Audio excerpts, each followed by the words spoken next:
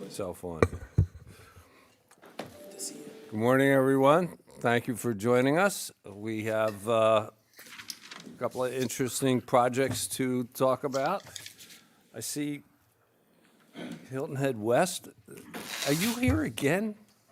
I mean, I thought we were done with these guys. Oh, We're here for life. okay. Only kidding, everybody. Sorry. I'll call this meeting to order. This is a City of Hardeeville City Council workshop, 205 Main Street, Hardeeville, South Carolina, 29927, Monday, June 2nd, 2025 at 11 a.m.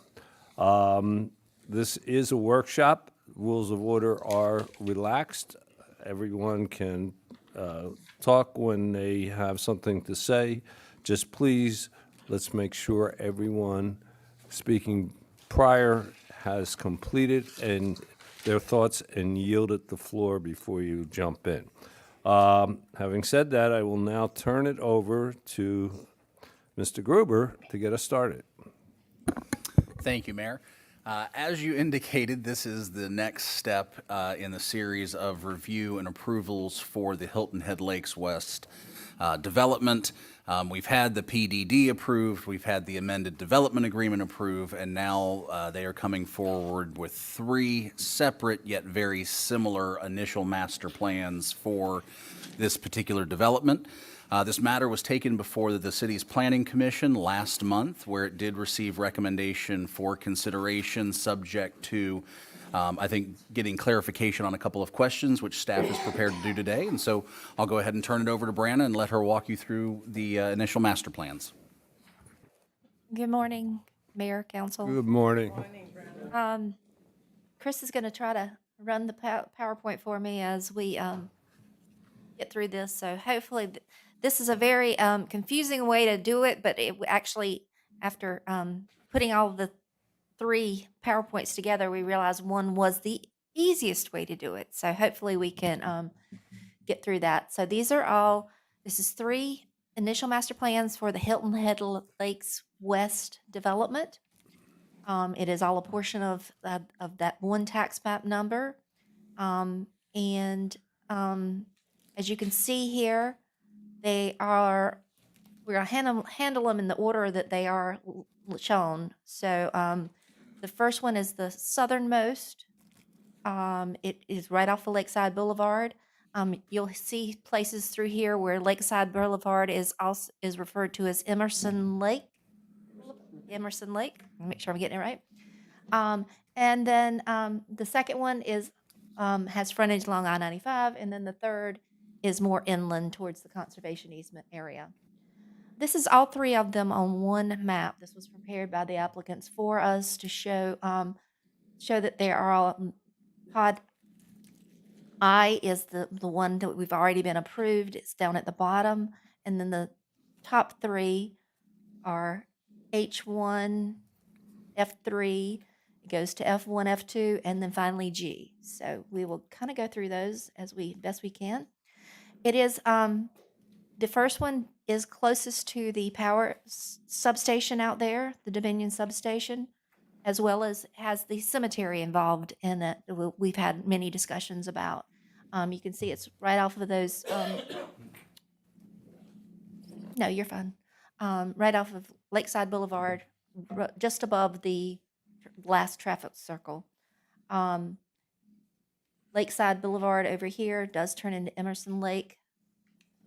Community entrance will be over here. This one will also have connectivity through to the F1, or F2, F3. I get all confused on the numbers.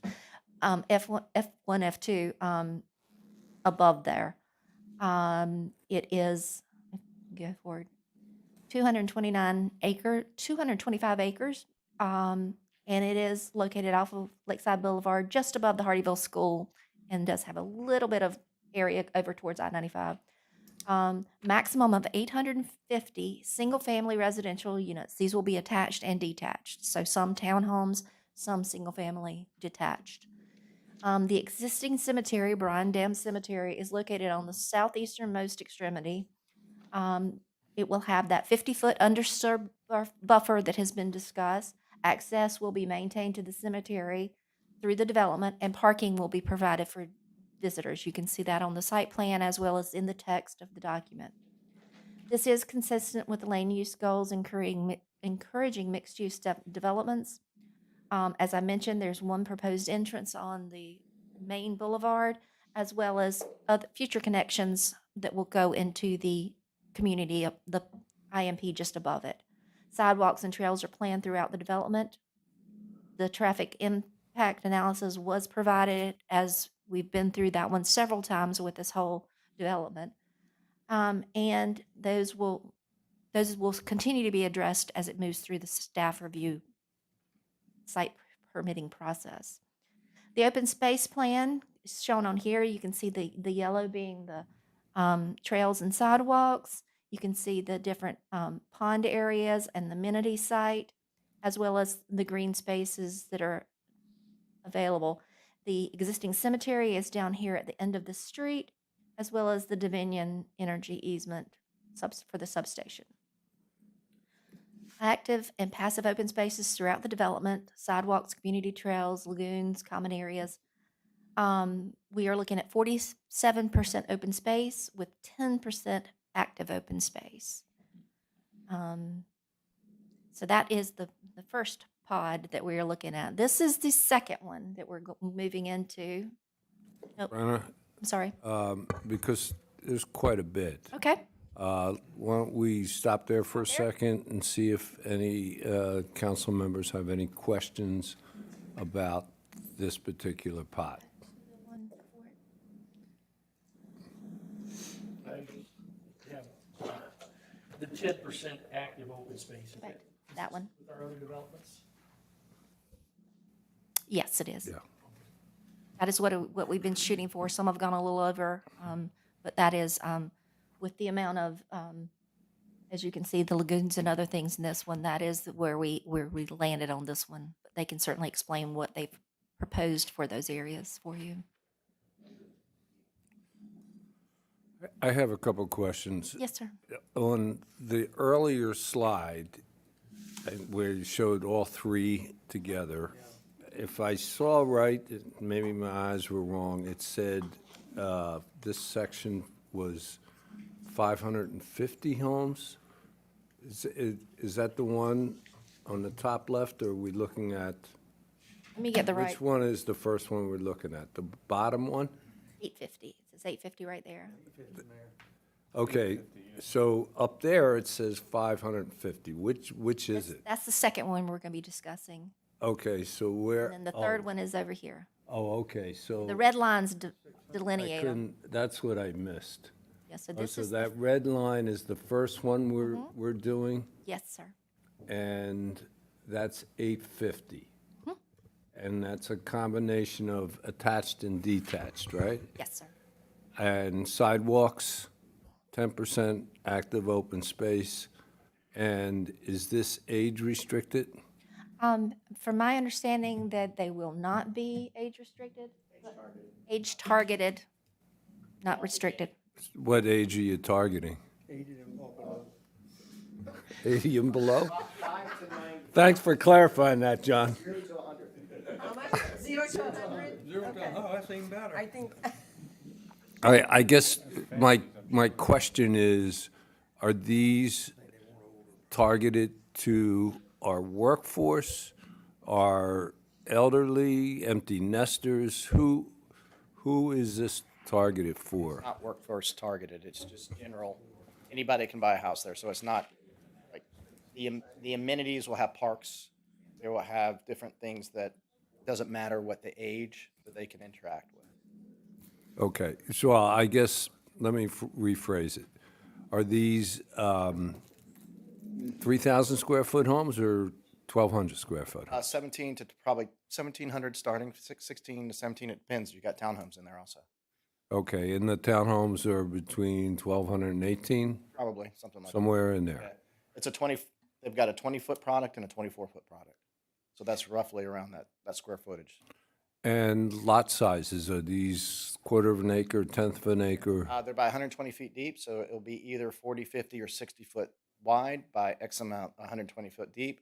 And then the townhomes are either 20 or 24 feet by 120 feet.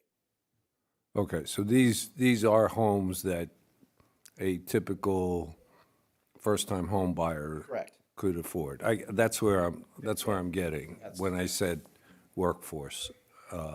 Because I think that's what we're gonna need. And that's why I'm asking the question. So that's the target, first time, is that kind of? I- It's price point driven.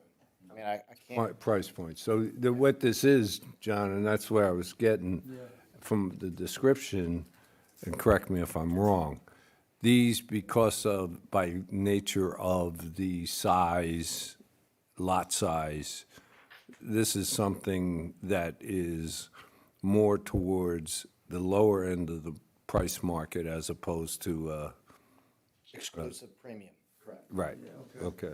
It's not large estate lots. They're not gonna be acre lot size. Right, right. And that's why I asked the question. If I can, front load garages then. Most likely. There's no alley streets here. So in one of the, I believe it was in one of those pods, where on the sides of each home, did I read it right? That was going to be 6 feet from where the house is to their, so if somebody wants to put a fence, how do they do that? Because I know we have ordinances that say something, and I know there was an issue in one of the homes in Mag Walk. So We plan that out with, once we get those site feature permits for a fence and whatever the HOA allows, but fences, yeah, can go along those. So let's say I bought the house there with, I only have 6 feet from my house to the end. That's a typical setback that we have in Hilton Head Lakes currently. Yeah. So, So you're not gonna have them move that fence like 36 inches in or? No. So on No, ma'am. on the boundary, they can put their fence Yes, up. Is that what you're saying? it's very close to the boundary, and Chris is nodding along because he's the one who has to review all of those. So, but there's not that setback for the fence.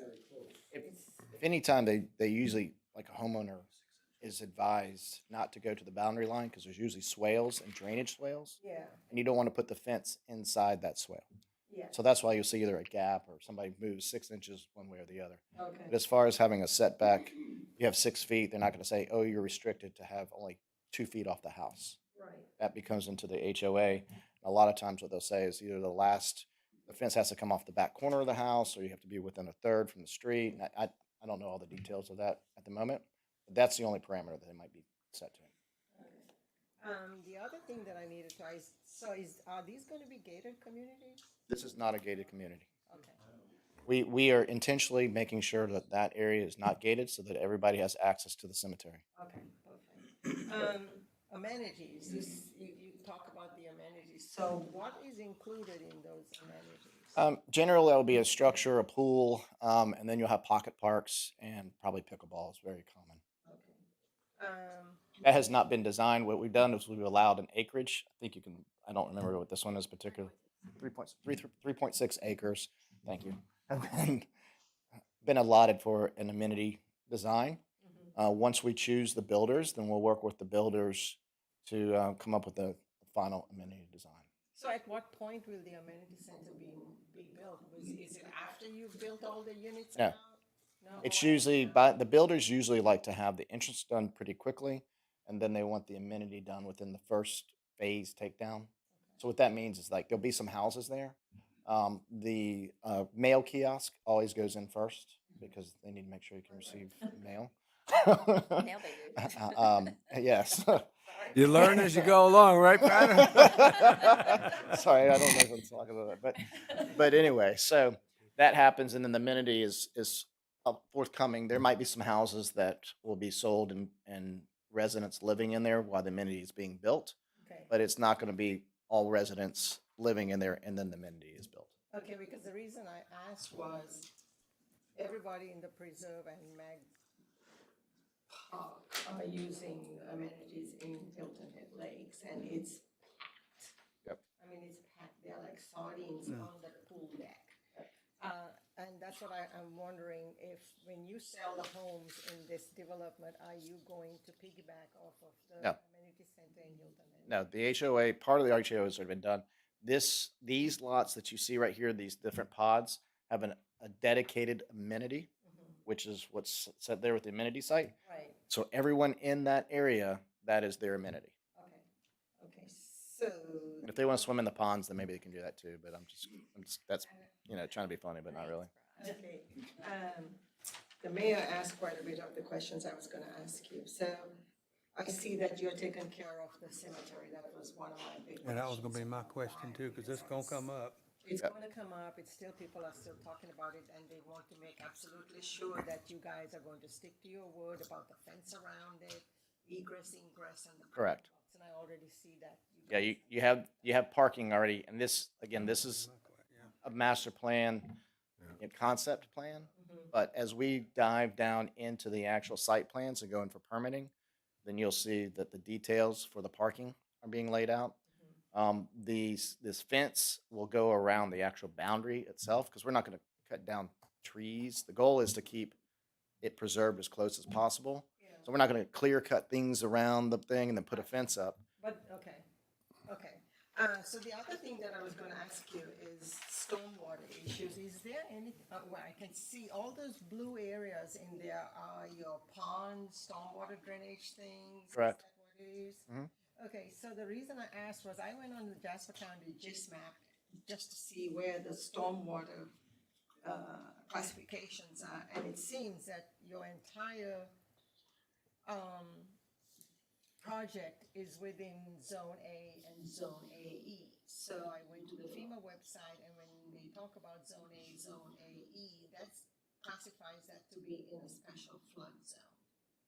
Well, And I saw that in Exhibit D, that classification was also in your Exhibit E as well. Let me see if I have that exhibit. I'm Kate Oppenheimer with Thomas and Hutton. Let me see if we have. And so what's kind of the question with that? The question with that was, since A and AE is considered by FEMA to be in a special flood zone, there are some extra requirements that you guys are gonna have to meet before you do any of that stuff, before you even start. So, Yeah, so when there we, has to be a no impact certification from FEMA or the local NFIB person. And that certificate must be provided before commencing construction. yeah, so all of that will be handled when we go through permitting. So we have this situation all the time where we're in flood zone A or AE. There's a base flood elevation. We'll have to make sure all the homes are above that base flood elevation. There's a whole slew of things we need to follow, but we always, that's part of the permitting. We have to. We won't get a permit without making sure we hit everything that's required. Right, I understand that. How much of this stormwater is going to be done with these ponds? I'm not really sure what you're asking. Like, like from all your drains and stuff and a yard runoff and all of that stuff, it goes into, where does it discharge into? From your impervious surfaces, where does that? I think there should be, if you don't have, there should be this stormwater. Oh, no, that's not the stormwater. We've got a master, just so yeah, I don't know if they've got this or not. There is an exhibit within this package Yeah. that shows a master storm drawing It's very plan, small. and it kind of shows where the water is going. And what we did at the beginning of this project was, so typically each pod would be treated independently. And what we did, took an overall view, and we took the whole areas, everything that you've seen today, and we did a master stormwater plan. So as you see the units, we've linked different ponds together to maximize. So if this section gets overfilled, then the one that joining, it can actually go to that, and then it goes to the other one, and it's a tier stepping plan that allows, if it's a 500-year flood, there's going to be air, because I know where the concern is. The pictures that we've seen with areas and flooding, the existing portion of Hilton Head Lakes deal with ponds, and that area is independent and separate than this area. Right. So this water from these pods are not going over to what's already built and constructed. Yeah, okay, I understand all of that. My concern is, when Tropical Storm Debbie came through, you saw what happened to the lakes. I mean, it was going into people's yards and stuff. And my thing is, when somebody buys a house, that is their biggest life investment. And if you guys, when you're starting your construction, don't have a really good stormwater management system in place, and we have whatever rain system we get, and it rains nonstop for a couple of hours, if that stormwater has no place to go, because, when you increase the impervious surfaces, there's no place for that water to go other than into the drainage system and then into those ponds and then out wherever it goes to. So my concern is the depth of these wet ponds and the prevention of it overtopping those ponds and then possibly going into those homes or someplace else.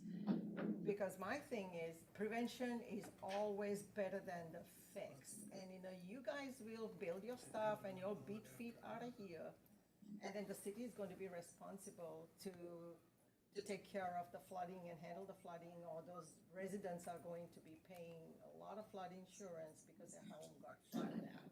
So I believe strongly that we start the prevention issue right now. Even if you have to go above and beyond what is required, to me, that is more prudent, and it shows that you guys are responsible builders, because, like I said, this is a lifetime investment for folks, and then to watch their home get flooded out, that to me is unacceptable. So I know in Morgan Tract and across Morgan Tract, the South Point Division, they went over and above the regular stormwater management issue, and they actually increased the depth of the pond so that there's no overtopping.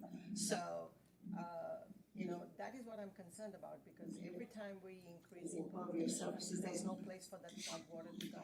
So, that's what I'm asking. Yes. To answer that question, yes, we will meet or exceed any design that is required. And we have already looked at digging, they call it over digging, the ponds in this area. So most of these ponds by regulation are required to be anywhere from 10 to 12 feet. And we have certain instances where it will exceed that 10 feet Okay. parameter. Okay. And the culverts that is going to go through over the wet pond crossings and all of that, is it standard what you guys are going to install, or are you going to be a little bit more proactive and then install? I can say just from Coulter that we are extremely proactive. Okay. And I say that, as you can see in the history of us being here, that we try to do the best that we can. And another example is, for example, there is a pond that if you want to go to the back it up a little bit. We've already exceeded some of these ponds on the main spine road that we're currently building, the overall plan, and those called out for those ponds. If you see, I don't know where, is there a pointer? Yeah. These ponds right here were supposed to be only 10 feet, and they're 20 to 25 feet deep. And that's on the main road that acts as an overflow for anything else. So you are going to make increase the depth of those ponds so that we are not going to have to worry about overtopping in a sustained rain event. I cannot guarantee that the ponds can overflow because I can't predict weather. I understand. It can rain 36 inches in one day, and there's not a single pond anywhere That's that's going to be able to hold it. I get it, yeah. But so that expectation, I don't feel like that we can put a parameter on that. But Yeah. what I can say comfortably is that if there's an opportunity to exceed that, then we will. Thank you. Thanks. That was my biggest thing is, I always believe that prevention is a better way to go than after the fact fix. Yeah, and the other thing to look at, well, I'm not going to make you go back then again. But you can see below pods H1, H2, and F3, the one that we're talking about right now, there's that very large wetland system. So all of the ponds that are kind of adjacent to that can have overflow weirs that once that big storm event comes and all the water's rushing in, it can just release that water at a much faster rate to prevent a major 500-year storm from those houses from flooding. Yeah, And that's the what- purpose of that. That's what the other folks that we approved, that's what they went with the 500-year storm, even though there is no data to support a 500-year storm, they use the data from the other storms to extrapolate a figure, and they went from that with Morgan and the South Point track. So I'm kind of hoping that you guys will follow suit, so we get a handle on the stormwater issue right from the get-go. I mean, we've actually, in the process, have already completed those tasks. And we're not waiting to do it, we've already done it. I'm not trying to, I was like, we're doing it. We're finished. They're starting, we've already done it. So, and I'm not trying to say anything, but yes, and that's what I was trying to point out with those ponds being overdug.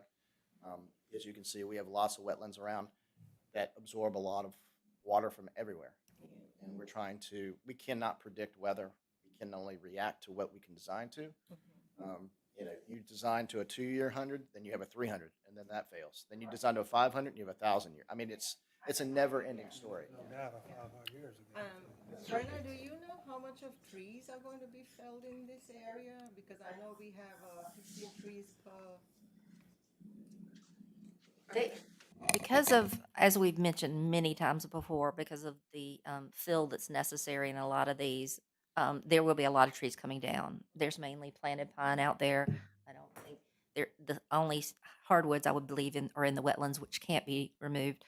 But they will have a replanting plan and they still have that standard per our MZDO and per the IMP and PDD. We've made sure that we've covered it in all 3 places. And Chris is here. Chris is the one that monitors that, and we make sure that those are not only replanted or put in place with what can be preserved, but maintained to make sure they still flourish. So hopefully these will be replaced with native plants? Absolutely, they have to be. Yeah, they have to. Most of them, probably 90% of it's oaks anyway, right? Then, sorry. The mitigation tree is an oak. And what you have out there is pine. And I know that particularly because there's very small pines and there's stuff. You've got some cypress in the wetlands that we're not touching. So those are trees. And our entire design, even through the process of construction here, is keeping and maintaining the trees as long as possible and using the drainage ditches that are existing as we go through the process of development. So instead of just clearing all of them, we've actually, we're not going to get to that yet, but we're setting up through phases, keep trees and then fill as we go. Because as Brenna said, I've got anywhere from 3 to 5 to 7 feet of fill out there. So it doesn't make any sense. You have a beautiful tree there and have 7 feet of fill to keep the homeowners from being flooded. And then the tree dies anyway. And then you got a giant hole that holds the water. And then, so trees are coming down. We're working with the city to exceed the mitigation because we're putting in more plants than's required in order to keep that. Okay, I have one last question. As each phase is completed, will the trees be planted along the phases, or are you going to wait to plant the trees when everything is done? Because I would really prefer for you guys to do the planting as the phases are completed. That's the way we changed the ordinance to. Well, and there's, as the developer, we put trees down the main road and the main roads. The builders come in and as they complete the houses, they are putting the trees in because there's no benefit to put the trees in there and have them be killed. Right. I'm not a tree killer. There are closeout standards Yeah. that before we let the building department release the CO, we are working with them to make sure that all of the stormwater is in place, all of that, and the landscaping and tree preservation's done correctly as well. Thank you. I have one question. You mentioned that your amenity center is 2 acres, 3 acres approximately? It's 3.6. 3.6 acres. And then you said male kiosk there. Kiosk. But one for 850 homes? I would prefer, and we don't mitigate that. We have to go back to USPS to talk to them. Preferably, you would want, one kiosk per couple hundred units, Yes. and because of traffic situation. And so it's a negotiation that as a developer, we prefer, but we are only held to their standard. Sure. My development has one at the amenity center that has 900 in there. And that amenity center has parking for approximately 70 cars, but it's also an amenity center. It's a nightmare. It is an absolute nightmare. And I think, please try to work closely with the post office because you're going to have kids and everything else around there. My development, I don't have that. So I got some crazy adults, but no kids. But it could be very difficult and very dangerous to have that. You have your pocket parks. Those are ideal locations maybe as they spot it around. But, if we can assist you with the post office, I'd love to give it a try because what's happened now is definitely not working. I might take you up on that because it is, and as the developer, our preference not to have an island of 900 to 1,000 kiosks. Because it's not, It's a nightmare waiting to happen. And the postmaster is now sitting in on SRC. When that hasn't happened in the past, she comes to most of them, not all of them, but that is always addressed early on with the building department and the planning department. Okay, thank you. We can certainly state as part of that process that it's our preference to have that spread out, understanding that we only have so much influence in terms of the decision that they ultimately come to. All right, I'll be real brief and we'll move on. With this, question number one, do you finish the first one 850, then go to 550, then go to 600? How is this being planned to be developed? Back up. And there's a reason for the question. So right now, our process and what we're working towards is H2, which is the townhomes, will be the first. Where's H2? Right there. And then the second, if you want to, I can do it. It's probably easier if you don't do it. So this will be first, and this half of this will be second. Those will be finished lots, and then once the builders get through this section, then they go to the top section here, and we release lots there. This top section and F3 are going to be roughly around the same time, and G will be in between, and it's not all of it. Like this first half is going to be one phase, and then the second half will be a second phase. And then these will be later down the line. When I say later, 3 to 5 years. As the market Correct. I'm not gonna develops, I develop all mean, those you're lots. not going to build it if you don't have somebody buying, right? Correct. So as the builders, they have what we call a takedown schedule. So they buy a couple up front, and then per quarter, they take 5, 10 lots. All right, so here's the reason for the question. I see only in the first 850 homes, one access point to the main road to get out to 278. And living in a community that has a lot of twists and turns to get out of, my concern is for fire and rescue to be able to get to the far end in less than an hour. So, so when I look at this, I see one access to the main road, okay, and then there's a lot of twists and turns to get to the back side of it. Now, I see one big road, so the question is, am I looking at this right? Is there only one access to the main road from this first 850 homes? This is the main access, correct, sir? Yes. This would be the second down here. And our goal would be to get that access point. I would not say it's immediate, but soon. And I understand the concern too, and also to bring, and not to muddy the waters a little bit, but we also have this Road A connection point that will be happening about the same time that this top half is completed. But the Road A still has to be accessed. Down here, up, and Yeah, but to get out of the first 850, everybody has to come out to that one spot. Am I looking at that right? are you, yes, I think you are. Yeah, so are you asking to see if we are going to build this access point in this, or do we need to add that section to? Well, what I'm saying to you is with only one road in and 850 homes to pass to get to the back, my concern is for first responders. And how long it's going to take them to navigate to get to the far ends if they're on a call.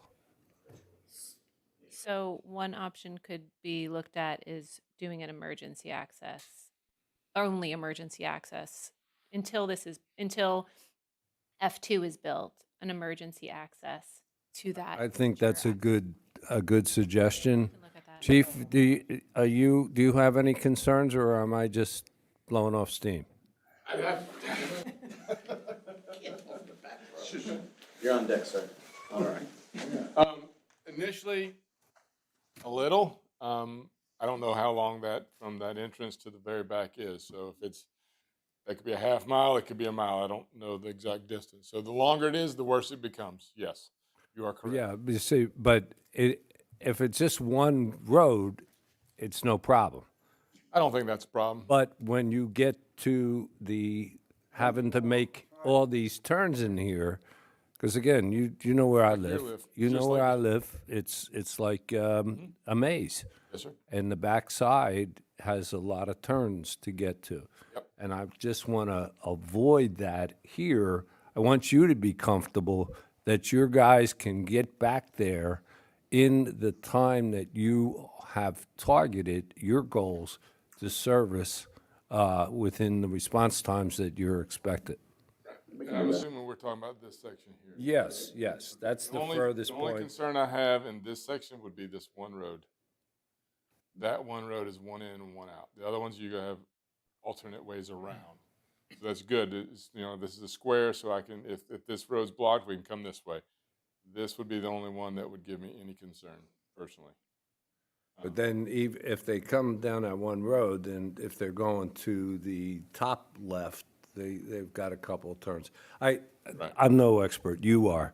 All I'm asking you and the builders and Brown, like they've done here make is sure actually that you're comfortable that you can meet your response time goals with what they do. If you need a temporary, another access, tell them, I'm leaving it in your hands. I'm just telling you what my concern is. Definitely part of SRC as well. We include them on everything. I know, that's why I put them on the spot.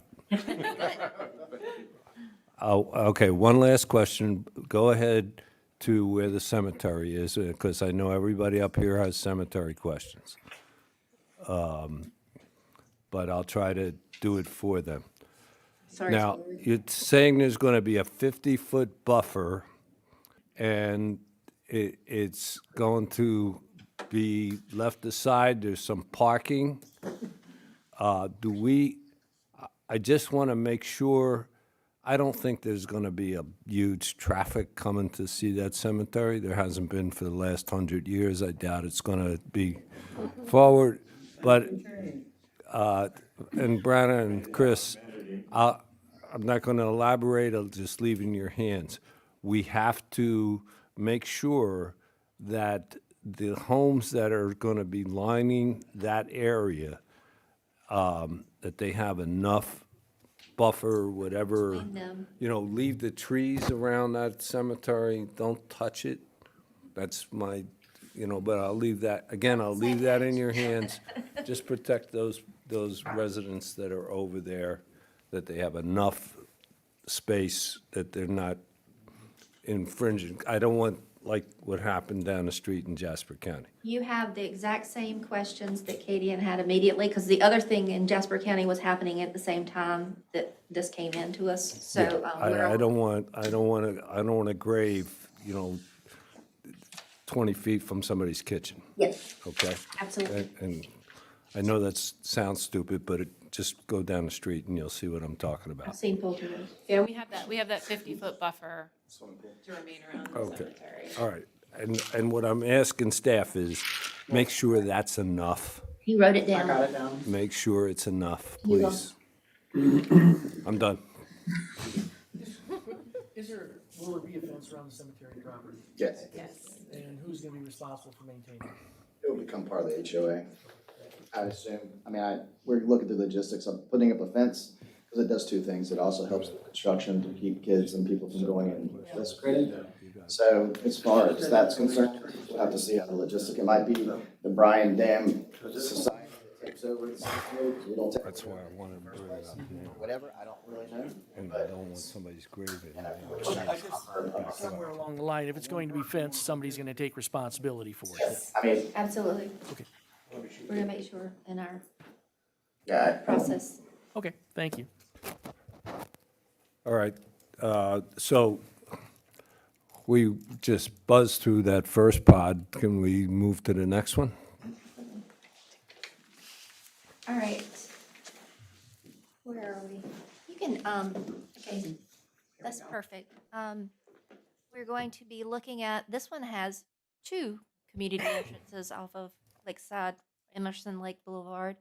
I'm sorry, I keep going back and forth on those, but, different exhibits have different things. You can go to the next one, Chris. 223 acres is what this one is located. And this is pod H, H2, and F3. Oh, excuse me, that's what's close to or surrounding it. Maximum of 550 single-family residents. This one does have a lot of frontage on I-95, and you can see that that has been included with the plans for the buffers. The amenity center is planned with proximity to the northern community entrance. Connectivity and pathway along the boulevard will be provided. Those are important. Those sidewalks and trails will be also connected to what's along the boulevard. The other information is the same. These are all detached. 550 detached only residential units. Go to the next slide. That's the open space plan. This one also has the sidewalks, as we mentioned, and trails, as well as, you can see the yellow asterisks there are the connectivity back down to the pod we just referred to. 46% open space and 11 active. Be happy to answer any questions we can on that one before we go to the next pod. Or if you And wanna go what on to was the acreage on that one? 223. 223.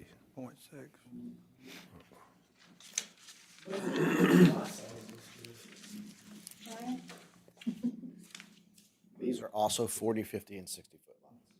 Everything in the community is 40, 50, or 60-foot lots. And it might be 42, 52, because it adds a little bit because of the eave on the other side, but Home sizes, just like the other one, 1,700 in that area. Correct. And front load, correct. Sidewalks, throughout pocket parks, access points, yes. Yes, sir. yeah, It's pretty much an extension of H1 without the townhomes, and no cemetery. These are one-story, two-story combinations, or? Combination of both. Okay. Josh or Brina, refresh my memory. Do we have in the DA, do we have recreation in here? And the- Yeah, what I'm getting in Parks and Rec, what I'm getting at, or do we have money in the DA fees? So in one of these pocket parks, we wanted to put a playground in. We talked about this previously with another one. Is it in here? We believe so. She's pulling up the document right now, so we'll be able to. All right, we don't have to hold it up. If you could just check that out, because I think that's important with these pocket parks. If these communities want to put in playground equipment and stuff like that, we have money set aside for it. Yes, sir. Thank you. Okay, I'm sorry. If I see on this one too, Let's go back to the, yeah. There we go. Okay. I see a couple of the dead-end streets there, where most of the streets reconnect, but there are still going to be a few dead-end streets within the development. And what I'm getting at is, yes, this isn't going to all be built at once, but as we move through with this development, we know that the fire station that's currently there is going to have to be moved. Planning ahead that we know that these are going to happen is going to be instrumental in financing a new fire station. So, you know, That was addressed in the development agreement, which Rena can speak to a little bit, but there is a threshold of when that station has to be ready to go. And that's already been established, and we will certainly be monitoring it. I'm sure okay, Chief Camp will be as well. when we have a chance. He's already talking about Could it, you so provide us with that again, because an overload of information, we at the council need to know that we'll information. make sure As it comes you have that along. number. Thank you. And we pulled those DA fees. There is for single-family residential, it was 1,115 for park fees, and then you have 780 per multifamily unit. That's subject to an adjustment factor based on when they build that. And I believe, I was looking at this up, Mr. Mearsman, your question was regarding the triggers for a public safety site. Yes. Yes, it's the issuance of the 1300 CO, or if the construction reaches a point where our ISO will be affected. So then if that occurs sooner than the 1300, then the trigger occurs sooner. Okay, so basically the first two pods would be complete. Okay, thank you. And it's a capital contribution of $3 million. And Mayor, just working some quick, simple math. So if you have 550 single-family homes at 1,115 per unit, generates a little over $600,000 for park fees. So we have enough to buy playground equipment here and still have some for back here. Yes, sir.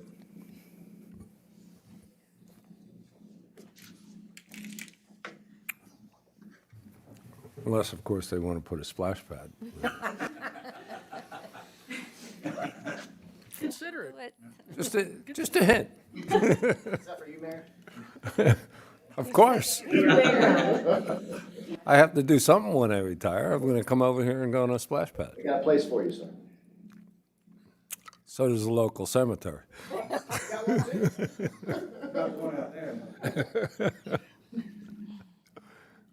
Finally, if we're ready to move on to Pod G. Don't want to talk about cemeteries anymore. This has two community entrances, full access off of the parkway as well. 306 acres on this one. And it is more interior. It is against the conservation easement and then what is Magnolia Walk and the preserve back in there. Maximum of 600 units, attached and detached again on this one. And I think, let's look at the open space numbers, Chris. There's the sidewalks and connectivity plan.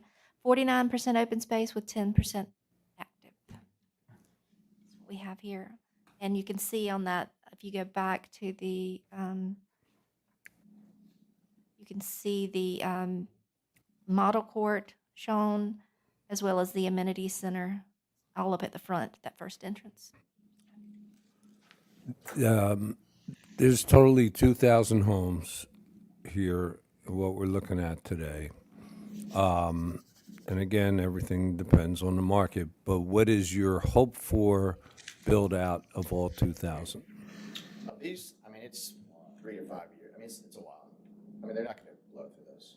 I mean, the most we have projected is maybe 350, 450 around 2028 or 2029, best case scenario. And that's with G. I will say this is going to be an active adult community, so most likely be gated. So this one is age restricted, gated. was a little easier to do that because it's off and it's isolated. There's no cemetery. There's, gives 2 access points, and it can, and it's not a huge one either. And it says 600 units, but most likely it's going to be less than that. Don't have a cemetery in an age-restricted development. Does It not. doesn't send the right message. It's not a good selling point. No, I think it's a good marketing. Is one cemetery enough for an age-restricted community? Cremation's always the answer. You can stay close to your family all the time. Boy, we sure, What, talk about an all-inclusive community. We try to we got off that road real quick. I just wanted to let you guys know that that's kind of what the plan is for that. And as far as development and timeline, it's not tomorrow. It's extensive. I mean, it's several years. We're trying to roll them out in a general way and offer a townhome product, a middle, like a 40-foot lot, a 50-foot lot, a 60-foot lot, and also the age-restricted area. So it's layered. And this will be the last of the 3 as you build, It's not the last. but it's not the beginning either. Correct. It's as you go up Emerson Lake, you can see it's one of the first ones on the right, but it's about a year behind the townhomes on the left. Okay. So we're working through, and the main spine road will be fully completed up to the bridge crossing at the end of this year. So the road all the way past this intersection right here that says community entrance number 2, it's going to be paved before the end of this year.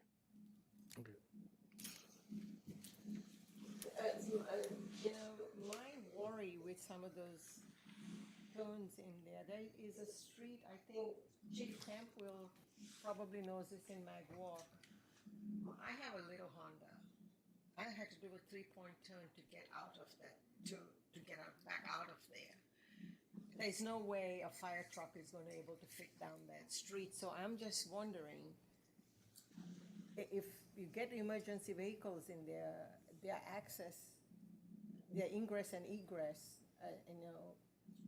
whether that's going to be adequate space for them to turn their vehicles around. I can help the chief on this one, because I don't know if he remembers it. Do you remember? That's what's going to happen in that. This was done, that one in Mag Walk specifically was approved years ago, and that was supposed to be a town center. Okay. And I want to say 2007, 2008, approximately. Everything has changed. Our standards have changed since then, and yes, the fire marshal is aware of that, and we made other arrangements for that one as well. Because there's houses all the way to the very bottom of that street, and there's no way, I can't turn my Honda in there, so I don't have any idea how these guys are going to change, turn their equipment around. They have gotten creative. Only for Unless that they one. go in Never somebody's again. yard. Never again. Have you thought about getting a smaller car? I got a bigger car. I got a bigger one. Wait till you see her. Oh, wow, you'll never be able to turn then. Yeah. Your community entrance, when you said the road will be completed, to the second one, the higher one, or just the lower one? The higher one will be, okay. They don't want to work for me. I fixed it. Okay. And they're 24-foot streets separately from the sidewalk, right? 12 Center Allen, I think, is what it is. Yeah. It's a 50-foot easement. 12 center and a sidewalk. What? It's like 50-foot easement. 24. Okay. This standard, 24. Connectivity to the pathways throughout the rest of the development? Correct, and that's just what we show here. As we get in, I mean, the goal is to be able to take care of some of these nature pond areas and stuff. We have to have access around this pond anyway, so turning that to a multi-use trail is not that big of a deal. Okay. Again, this is just an initial plan. If anything, as I was saying before, some of these lots will be reduced. So that's the max that we can do there, but we're actually targeting less than that. To give more space, opportunity. Fire turns, all part of any kind of cul-de-sac. That's all part of the design and it's in the plans as well. Yeah, I was gonna add that City of Hardyville requires us to use a 70-foot diameter on those turnarounds. So it looks small there, but that's just because of how big everything else is. If this is age restricted, a splash pad would be great to have in there too. We can send the mayor there. Handicap accessible.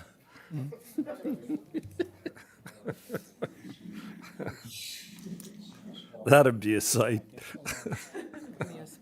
Come live where I live. Okay, John, Bill, I've got a couple of, oh, I can't do it from there. Will you go to the conditions?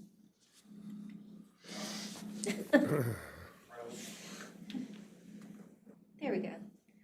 Want to make sure you, after we've gone through all of these, know what came out of staff and the planning commission for this one. Planning commission did recommend, it was a 3-to-1 vote for approval with the conditions based on the clarification and continued conversations of what the open space entailed, which we've talked about today, and the conservation easements. There were a lot of conversations about that at planning commission, so we want to make sure that council was aware of that and could continue on.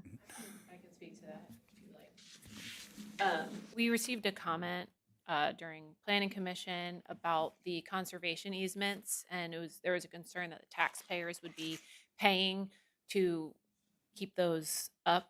There are no new conservation easements within any of these property lines, and the existing ones that are already there outside of these property lines are being fully funded by the developer. So no taxpayer dollars going to conservation easements.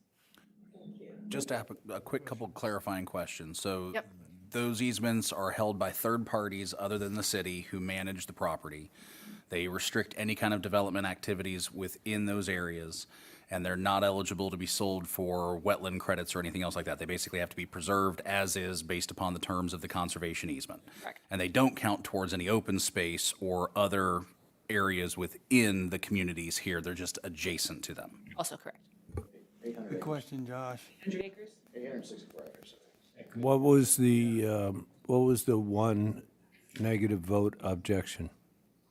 What was the objection? He is in attendance. Would you like to speak with him? Well, I think I'll open up for public once we're finished. I'd prefer him to explain his concerns.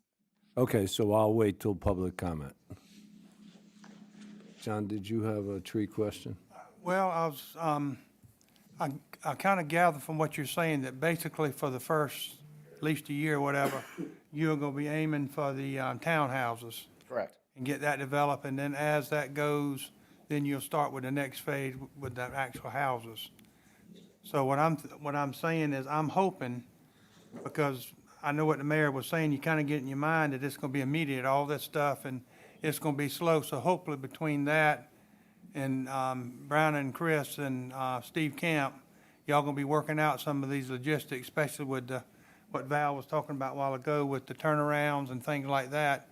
Because let's face it, if that's a age-restricted community, Steve's going to be out there a lot.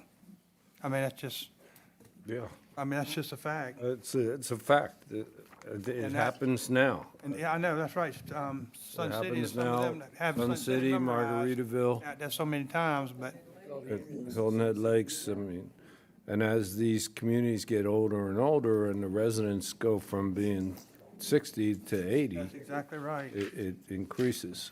But y'all seem like that y'all are kind of aware of the situation, and Steve, I know, we've dealt with him a lot over the years, and he usually kind of keeps his hand on, so, I guess that was the main thing I was concerned about, because the first thing you think about is just gonna be a rapid build, houses and whatever, but it'd be a slow process, and there'd be some variables that's gonna come up, Brown, that you're not expecting, but at least you'll have time to deal with it. Yeah, I think the pace allows for some good planning, which I think is a positive, and we assume you'll take good advantage of that pace to make sure that those things are done. It sounds like to me. Thank you, Henry. That is our intent. Before I open up for public comment, are there any other questions from council? Just curiosity question. Is the entire Lakeside Boulevard name going to change? I mean, I'm just curious. I mean, That's part of the Emerson Lake portion of it. oh, okay. It's where it tees off with Road A, like, or Road A, but that T, that's where it changes. Thanks. Yeah. Lakeside goes all the way up to that and then tees off. Emerson Lake and Palmer, you said? Yeah, it was, Great Emerson music Lake- group. that was on the last Yeah. thing. And don't forget what happened to that cat who was curious. Hey, Okay. Now I would like to open it up to the public for any public comment. And I'd see one hand raised. Richard, please come to the podium and state your name for the public record. Richard Arzillo. The question I have is, we require 8% for active open space, is that correct? We are hoping for 10 everywhere. But we require about 8, and on this one is 10 and 11. Then there's a remainder, because we're about 50-50 here, so there's just say 47% that is not required. Now, I know that the 8% you can't do anything with, you can't sell it as a conservation easement. But what about the other 47 or 46%? Can you sell that to conservation later, even though it's not being done right now? Can that 47% be sold to a conservation easement later? Brown, you want to answer that? You just made or the is that a statement legal it couldn't be question? sold, so Absolutely. So- I want you to clarify it. Yep. My understanding is a significant majority of the open space that is not the active open space, but it is things like medians within the roads, areas that are common areas back behind properties, things like that. That's the open space. And are lagoons also, Josh? 50% of the lagoon. 50% of the lagoons. 50% of the lagoon is counted. How about all of the wetlands? So now those would have to qualify as wetlands. The areas that I just described don't meet the qualification of wetlands. And so no, I think the answer would be they could not be sold for credits because they don't qualify as wetlands. Okay, so how much on that property of the 50, roughly 50%, can later be sold as a conservation easement? My opinion would be 0. Okay? That's the only one that's showing the wetlands. So the wetlands that are in here now, they're not part of the conservation easement, correct? Not now, but what could be future? What could trigger this later? I'm not talking about today. I'm not talking about the plans that you have today, because you're hunting an ordinance now to make some changes. But later on, 10 years from now, what could possibly go into a conservation easement 10 years from now, 5 years from now? Zero. Zero. These are preserved as part of the mitigation component of Yep. the wetland impact mitigation plan. They're reserved, Lamar, they're preserved in perpetuity as part of a restrictive covenant, not a conservation easement. Okay. It's clearly like to get a value for conservation easement, which the Corps does define two different things. They call conservation easements and restrictive covenants. These are restrictive covenants, not conservation. Okay, so there was nothing done to protect those wetlands. Those on the screen, they're Yeah, preserved yes. and protected through a restrictive covenant. Okay, how did we get to that point? Explain how we got to that point. As part of the 404 permitting process, there was a whole mitigation plan developed, and as part of the mitigation plan, it included the preservation of on-site wetlands and associated buffers. Okay, so there was never any money taken to put that in? No, sir. Nobody's come to that property and said, we'll purchase that? No, sir. Okay, thank you. Richard,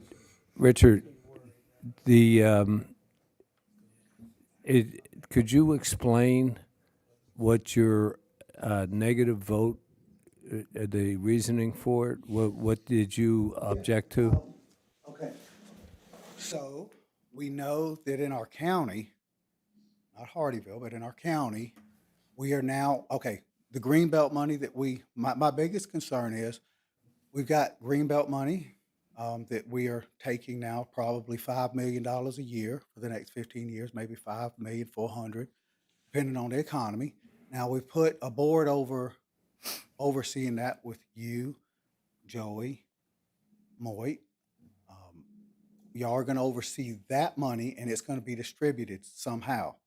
Now, but the $97 million that the Greenbelt that we're funding is not all of the money that the Greenbelt has. There's a lot of money that's already, I mean, we've already purchased 3 big tracts of land recently. Gregory Neck, you referring to? Gregory Neck, Slater Tract, 3 properties there. This is money that went in to put, number one, just say 440 on one of the pieces. I'm not concerned about the 440 that was put it into conservation, but then you can turn around and sell the rest of the property on top of that. And that money I can see where it can be used to incentivize this kind of thing. Now, how much of the Greenbelt money you have purview over will be $97 million. 94. 94. But there's so much more that we won't know about. And There may it'll be, be spent through another 501c that maybe we don't have oversight of. And that's my concern. I would encourage you to take a look at Friday's meeting on the video, and Kate Schaefer No? from the Open Land Trust explained that and some of the possible usage of that $94 million to purchase conservation easements so that they are preserved in perpetuity. Now, I think I understand where you're going. My fear is You do not want, and I agree with you, you do not want that $94 million to enrich a developer. So let's use this as an example. Someone, and you correct me if I'm wrong, you don't want that $94 million. Now, they have this property that's all wetlands. They're not going to develop it. So I'm going to go sell it as a conservation easement using public money. my concern is, Did I explain that right? okay, that is correct, but let's just say Gregory Neck, Slater Tract, lots and lots of wetlands, okay? You got the whole property, you get the money to put it into conservation, then you turn around and you sell it. That's a big incentive. Yes, you give back some of it to us and said that it's a conservation. That's great, but it's like with right by my house, Chelsea, $50+ million. That's a lot of money for that tract. Now, I'm telling you that I'm very fearful. You see the 50-50 split that we're seeing everywhere? When have you seen 50-50 splits like this? 50% open space, or 49, 51. All this is They're typical of these developments well, that we've and approved. I can say that it's all split to match, and we're digging the lagoons, and we're using that maybe for filler, Right. maybe not. Right, exactly. But I did construction for 24 years, and we did this every day. That's what I did. I know what this looks like. I'm very scared, and not just the money that y'all are going to see. I'm worried about the big money. And I can see where this can be a big problem, and this can drive growth rather than slow it down. And at some point in time, I think we need to slow down till we get our safety back. That's a big concern of mine. I'm not anti-development, but I want to be safe. No, I appreciate it, but I think, one of the reasons we have this committee and one of the reasons why we have the Open Land Trust, and those very things were discussed on Friday. We do not want public money, these public monies, like Gregory Neck, hopefully we can, the idea is that you can get some additional funding, like the Department of Defense gave millions of dollars, so that more areas can be preserved, but not to have an existing development purchase land they can't use anyway. And there's also what Kate explained, that when these conservation easements are purchased, there are some, those particular landowners may retain some building rights on land that's not wetlands. I heard you Friday, and you were concerned, you thought that it was gonna go to the town of Hardyville, and then you were concerned that they could still cut the trees. My point is, there's a whole lot that y'all, we're looking at one thing. Just the $97 million is a peanut. And I don't wanna get all worried about how we're doing this. I don't care how good y'all do it. What about not the millions, but the billions that, is floating around and what it can drive? And then we're seeing these 50-50 splits, and I'm saying, yield, pay attention, be a little concerned. Wonder if this could be the drive that can do this right here. You didn't buy one little tract. You bought a big piece like this, and we're splitting it up 50-50. Why do you think that is? I'm just saying. I hope I'm wrong, but I don't think I am. But it's y'all's job to pay close attention to what's going on. And I know that you might say none of us in conservation right now, but what about later? What about when RP10 or something like that passes, or another name? And why is it always split the way it is? Just saying, pay close attention. That's y'all's job. Okay, thank you. Anyone else from the public have any comments?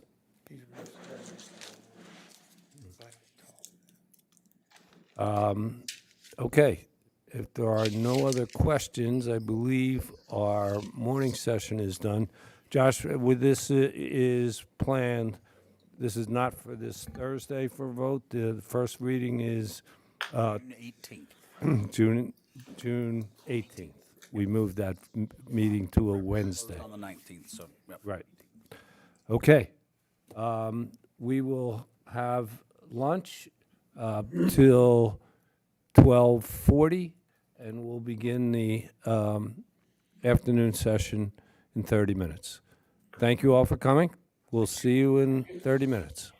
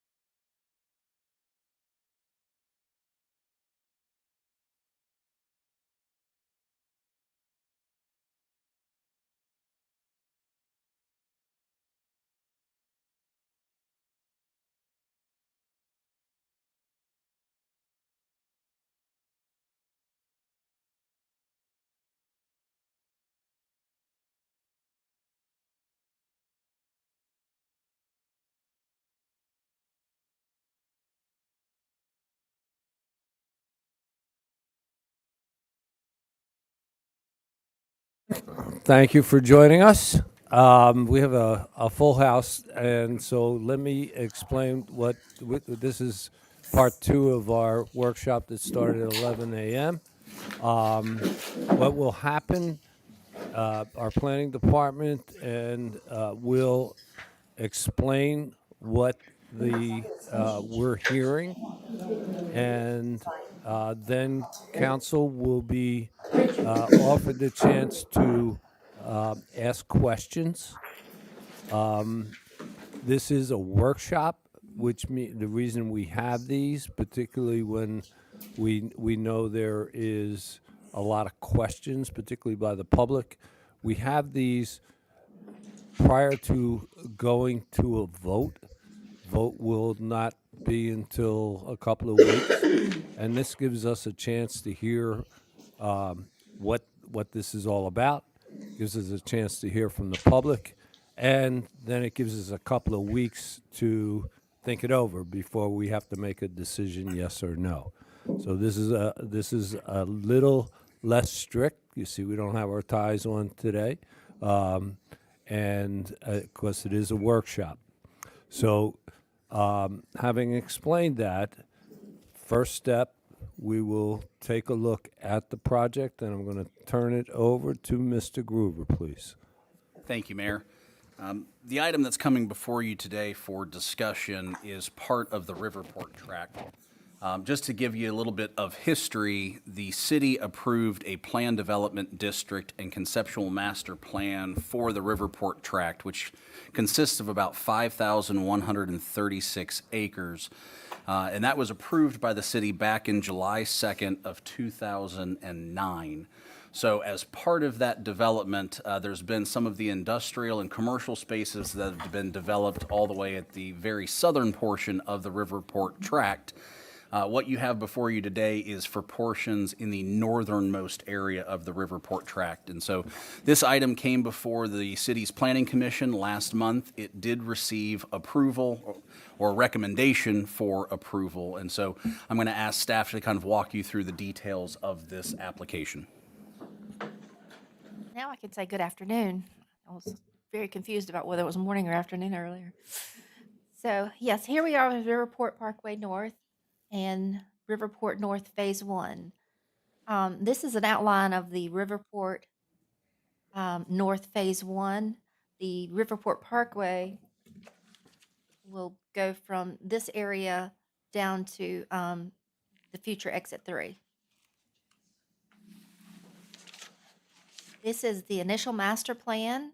As you can see, it does show the roadway up to the residences and everything that's surrounded by area south of Church Road and Purysburg Road, as well as it goes over towards the 321 intersection. Some photos of the area currently undeveloped. You can see just looking up the road from Millstone Landing area and where the pavement ends. This is some area that's along Church Road. It's the mobile home park that's before that. You're gonna see some pictures of these properties that actually encroach onto the Riverport Parkway, and that's gonna be important in a minute as we talk about buffers and screening. The area encompassed is 1,074.9 acres. It'll be the 29 acres of Parkway Extension, as well as about 1,050 acres of residential. And they're asking for 1,900 home sites. Transportation element does recommend that the city review all PDDs and document transportation responsibilities projects, as well as collaboration. We have been working with DOT and our traffic engineers and their engineers, as well as others in this process. Exit 3 is a big portion of this process. There are some existing out parcels. This property does surround some properties that are in the county that has been addressed in this. And it'll be done phase 1 with 2 full access points on Riverport North Parkway and 2 access points off of Church Road. One of those is only EMS access. There is a recommendation for improvements to the intersection. You'll hear today that there are some changes in the language of that, and it doesn't necessarily say roundabout at this point. It says improvements to the intersection at 321 and Church Road. So that is helpful. There's also been some changes in the TIA to after 500 units, and that was also discussed at Planning Commission as well. Staff review, the permitting, site prep, and utility installation are going to all track with what is necessary to be put in place before that light's going to be necessary. So we were very happy with that 500 unit for that request. And I think it's all going to be tied together timing wise. Go on, Chris. As you can see here, it has the proposed open space and connectivity plan that shows where it's going to be connecting to everything. This line right here is Church Road. This is Perrysburg Road, the railroad, and then exit 3 will be right down in here. We are talking about 51.13% total open space with 8.78 active open space. It does exceed the requirements of the Planned Development District. 2 amenity areas with a total of 16.9 acres, pocket parks, sidewalks provided throughout the development. There's a 50-foot perimeter buffer around the entire PDD, except for that area along Beechwood Drive, which we saw those pictures of earlier with the encroachments, and that's going to be roughly from 70 to 88 feet, with at least 50 feet undisturbed there. And fencing along Riverport Parkway. This is part of our process, was go through a workshop. Planning Commission did make a recommendation to City Council, and we're going to carry it on through the process. And next slide. Based on the standards of the comp plan and the report PDD, staff does recommend approval. We did talk about the 500 units and that those changes are being looked at. There were some land uses that were placed in here that were part of the mixed use language that we've had in a lot of these. We did ask for some of those commercial uses to be taken out. And if they want residential, we want it to be residential. There are some civic uses that are allowed and some other things like that, but we do not want the commercial in this. We are not recommending that to council. Planning Commission, 3-1 vote to approve with conditions that the roads are being addressed, workshops are being held, which we are here today, and all comments be addressed, which we know council will take care of that. So with that, I'm going to turn it over to Felipe Toledo from Thomas and Hutton, and he can answer more questions and get more information. Good afternoon, Mayor, Council. My name is Felipe Toledo with Thomas and Hutton. I'm representing as a civil engineer and the applicant for this project. So the project we have today in front of you, sorry, could you? Which one do you want? The main, that one, that's good. This project is inserted on the context of all the improvements we are currently working with the city and developers to try to improve connectivity of traffic for this area. Parkway North is tied to Exit 3 project and I-95 widening, as you all know. And that project is currently under bid process and it had been designed. And there's an agreement between the city, the State Infrastructure Bank, the county, and the developer for the funding of that parkway. In this case, we also bring the development of the 1,900 single-family units that this road will support the development of. Important to know that, as Brandon mentioned, there will be 2 access points of Church Street and 2 access points of Parkway North. However, we took in consideration that one of the access points is right near the trailer park, and it was deemed to be only EMS only with a click to enter. So only city EMS services can go through that gate. No residents will be in and out of that in order to take in consideration the neighbors, and so that was taken care. As far as the main access of Church Street, it will be properly widening. The right-of-way for that widening comes from the property, from the developer, and that way will allow traffic to flow through it without having conflict with the turns into the development. As far as water and sewer, the development is served by the 36-inch water main transmission line that Buford Jasper owns, and from that it will branch into the system. There's also a water main in Church Street that will be interconnected as well. For the water and sewer, for the sewer component, there will be 2 pump stations in this development that ultimately pump to the Buford Jasper treatment plant located here.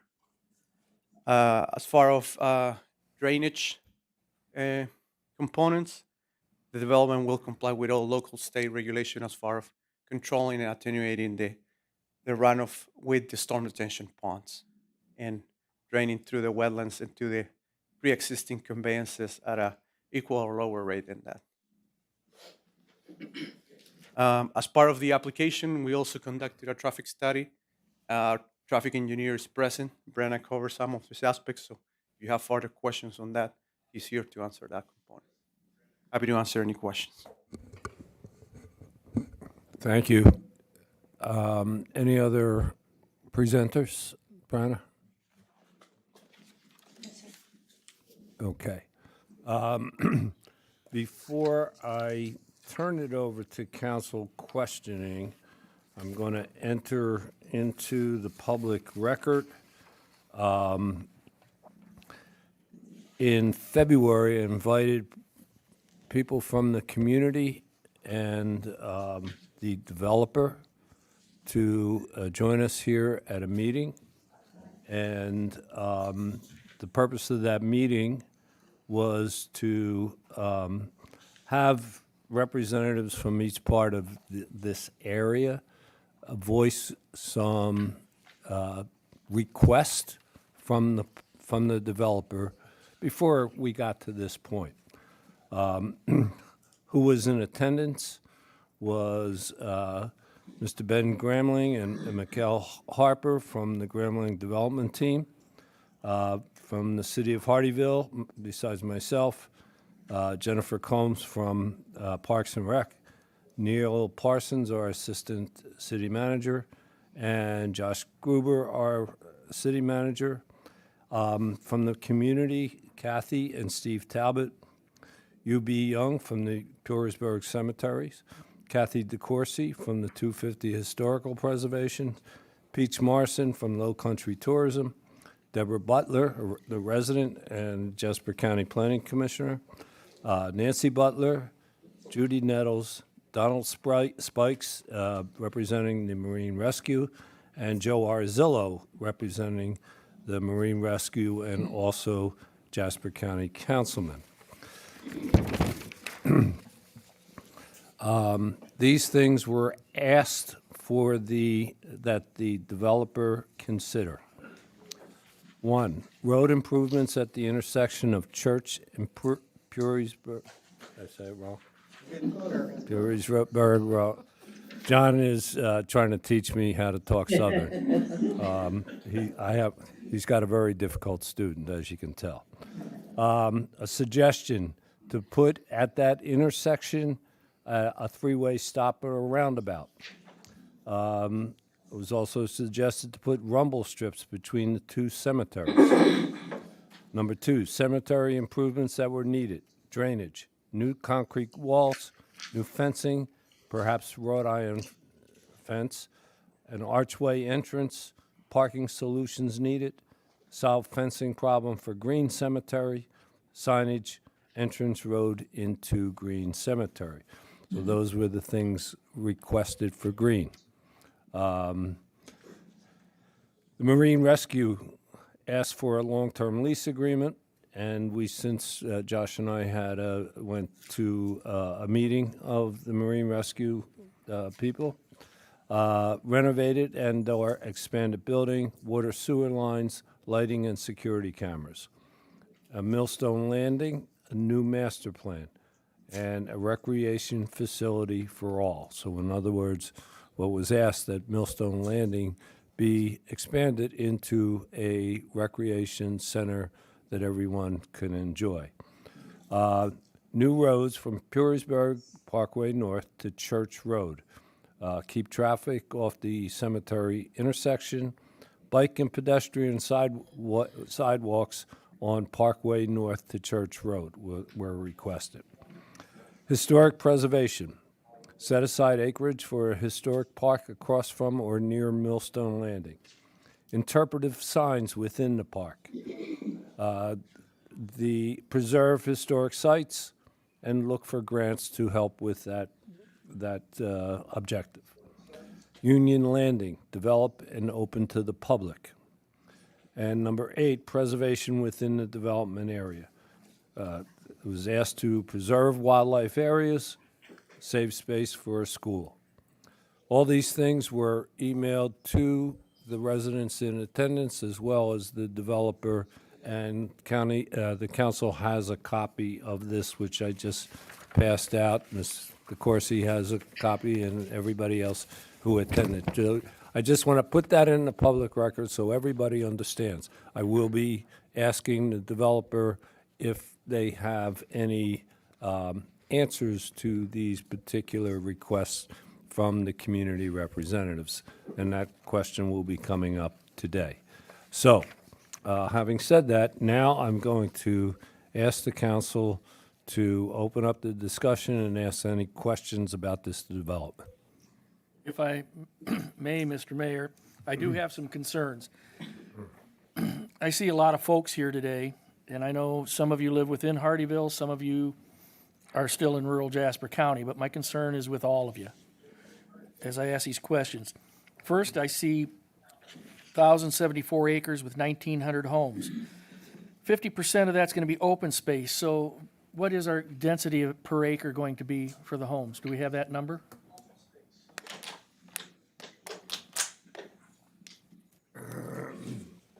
I can calculate. We don't. I feel that's very important. Comes out, the math is about, if you take 50% of the 19, that's 850 acres, 1,900 homes, roughly 2 homes per acre. 2 homes per acre. The understanding that this development goes way back with these approvals. But today I have my concerns about the safety of the residents and everybody that's going to travel Church Road. 2 entrances off of Riverport Parkway are planned, but recent developments with Riverport Exit 3, all of that is cost overruns and financing. So the possibility of building a very large number of these homes, with Church Road being the only access, is that reasonable? Correct. There is triggers for that. Not all the development can be done if the River Parkway is not enacted with a connection to Exit 3. What are There's those? triggers to- Is that the 500 number? Okay. 500 is still a lot of extra homes to put out onto Church Road with only one access point. I've driven Church Road many a times, and it's not a Highway 278. It's not a 170. It's a rural road with direct access to the driveways and everything coming off of that. My biggest concern is for the safety of the residents who still live along that road. That we have to make sure we respect their safety as it comes along. The 8% active open area, that barely meets our minimum. We discussed that in an earlier. I'd like to see more of that. But earlier today, we just approved 2,000 residences, and now we're looking at adding another 2,000 without any real timeline for when this infrastructure is all going to be put in place. I feel more information about a timeline and how this is going to plan out. If we're going to do this, and we got to make it safe, and I just don't see that under the current development the way it sits. Thank you. Thank you. Thank you. Don't thank me. This is part of our job, and we're all share those same concerns. I'm just not happy with we will start and then we will see where we go. 500 alone is a lot to put onto Church Road with that only one access. To confirm that, and I have the traffic engineer here, but to get to the 500, the exit 3 is a component to that, because the phasing of the construction, as you were asking, right now, for the exit 3 you mentioned that is currently being evaluated, we're actively working with both developer and city to try to make that, because it's key for the transportation program of the area, right? So taking that started now, right, with a 2-year construction timeframe. This home, before you get to a 500, approximately you be closer to 2030, 2031. So infrastructure should be in place in there. The timeline is the timeline. I'm not comfortable with that. Well, when exit 3 is in and Riverport Parkway is in, this is what we're going to do. Did I misunderstand that 500 homes can be built before that happens? It's in conjunction, because the assumption is that both will be happening at the same time. So by the time you hit that 500, this infrastructure will be in place. It's assumed and actually happening can be two different things. I agree. That's based on the proposed timeline of the project. Okay, I've just stated what I'm uncomfortable with. Thank you. Thank you. Yes, John? Not only, to back up what Steve said, not only are we concerned about the safety for the residents coming out of their driveways and stuff, but what about the traffic, flow on that road? It'll be certain times that it'll be backed up. It is now. I'm interested to see what your, traffic engineer has to say about that, because I know how it is right now. They don't even have those houses yet. Perhaps you could, to answer John's question, because I had a similar one, could you tell us what are the traffic estimates now, before anything goes in there? What are the traffic estimates on Church Road and 321 going past the intersection of Church Road? Sure. And just to clarify, you're talking about the volume of traffic coming essentially west of 321? Church Road, okay. What is the daily traffic on Church Road, and what is the daily traffic on 321 going past the Church Road intersection? Right now, Right now. compared to what you are projecting it will be. Sure. So typically when we're doing design on an intersection, we like to focus on the peak hours, because typically the peak hours are control from a laneage and infrastructure more than the ADT. But the ADT on Church Road is approximately 4,000 vehicles a day. And then in terms of the existing volumes, the peak hour traffic is approximately 180 trips in the PM peak hour going west of 321, and approximately 115 going towards 321. Okay? When you grow those up over time, assuming the growth rate in the area, other projects are happening, we have those going closer to about 250 westbound and about 150 going eastbound. That's in a peak hour? In the PM peak hour, which typically the PM peak controls. And that is what time of day? Between 4 and 6 p.m. The 2 hours? Well, that would be the heaviest peak. I could get into the weeds in the appendix. I just, give us an idea of what the volume is before anything goes in there. Right. So those volumes, let's say the westbound direction in the PM peak would be the highest, because as people travel home, back to their homes after a day at work, you've got that approximately 225-ish with the future growth going down 321. In the future, you would have approximately about 500 homes, 500 trips. So, and then again, that's at the ultimate build out. We haven't done it just on the interim phases, but that's why at that intersection at 321 in Church, we identified that there are congestion challenges, and that's why we said improvements would be required prior to full build out at that intersection. So 321 in Church has how many cars per day? We don't typically do it on a per day basis at the intersections because the peak hours control. So I only have the daily volume on the link west of the 321 intersection. Something about 4,000, that's. 4,000. That's Church. Sure, that's hard to believe. Oh, but here's why, I'm sorry, John. No, sir, I'm sorry. I'm trying to, the reason I'm asking the questions. We are. Excuse me. Please, there will be a time for the public to talk. Plenty, all the time. This is not a free-for-all. Please respect the people who are talking, and your time will come. All right? So let's keep this respectful for everybody.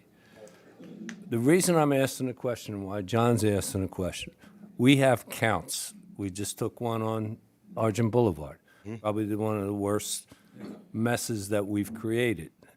All right? Yes, sir. So I'm asking about 321 in that intersection so that I get some sort of frame of reference of what's going to happen because, we already have a situation that's crazy, and we took counts in order to determine whether or not a light goes there.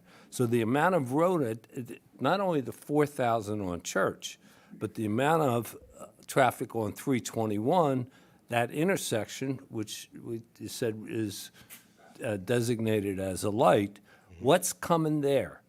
We need to understand what the traffic is now so that we can understand how we're going to impact it. Yes. And by giving those counts, we have other counts in the city. It gives us an idea Right. of how to relate it.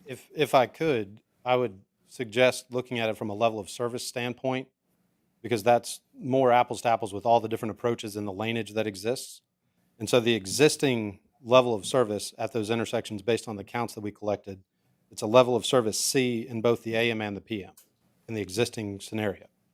When it goes to 2033, almost 10 years beyond where we are now, 8 years, it goes to level of service E and D. So it degrades with or without the project. And then with the project, it degrades further, and that's why we said intersection improvements are needed. Once intersection improvements are implemented, it would go to a level of service B. So it would improve the existing scenario with the intersection improvements that would come with this project. Okay, so let's go to the next step. Church Road has 4,000 cars per day on it now, okay? With Phase 1, how many with one access, just the first, Phase 1 there is, how many homes is that? 500? Okay. So with that 500, how many trips on Church Road? We go to 4,000 to what? Well, I don't have it broken down by phases of development. I have it as the ultimate. So I've got it at the full 1,900, but I can make an estimate based on that about a quarter of those trips. You would add roughly 3,500 trips a day, which is still below the threshold for a 2-lane roadway operating level of service.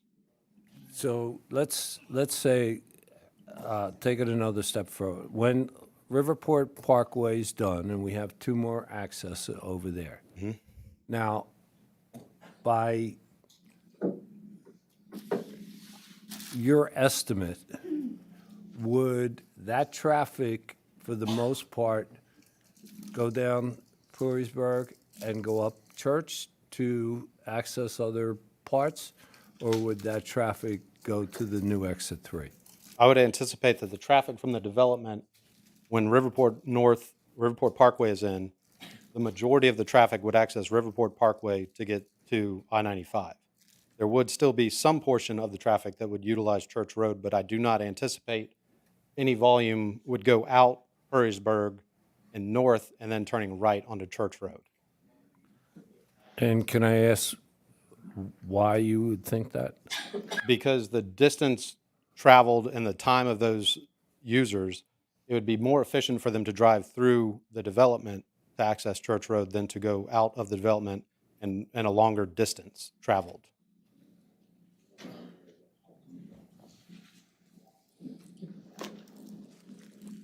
Are you familiar with Church Road? I- The physical structure? I am. If I may ask, The reason I'm asking is because you keep saying something about improvements. If you go down Church Road, there is no room for improvements. I mean, they got residents there is nothing that I know of humanly possible that you can do to Church Road for an improvement. To clarify, the only improvements on Church Road would be at the driveway to install a left turn lane, so the traffic turning left into the development would, one, have a safe place to stop and be out of the throughput for other residents. The improvements that I'm referencing are specific to the intersection, and again, the intersections generally control. Church Road. Right, and so 321 in Church experiences the level of service degradation, which is why we've recommended that improvements at that intersection take place to improve that level of service from even the existing condition. Mr. Mayor, if I can ask,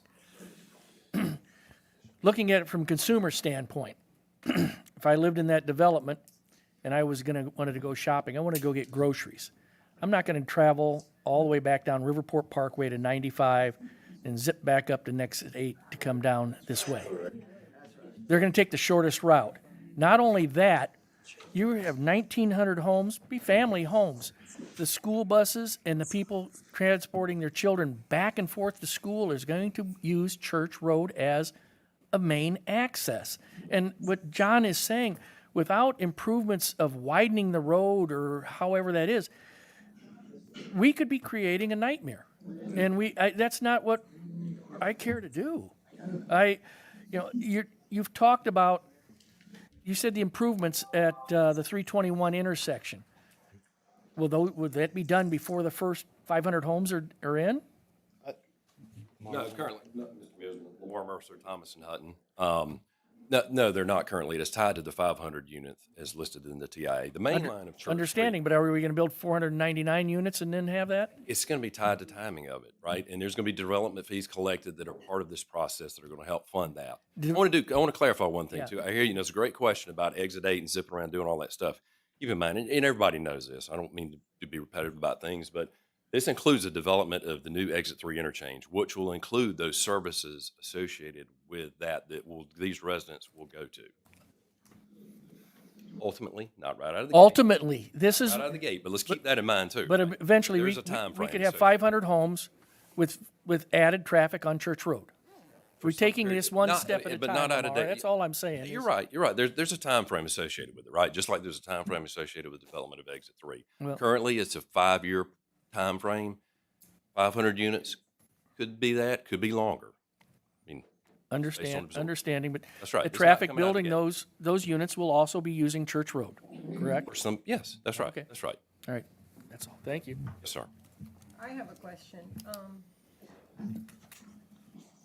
What road will the construction traffic be using to access this development? What construction are you talking about? Like the horizontal development, vertical development, like which? Any kind of construction? It initially it's going to be Church Street and Purysburg Road, and until such time at the bridge, there could be some portion where it comes up Purysburg until the bridge is replaced over I-95.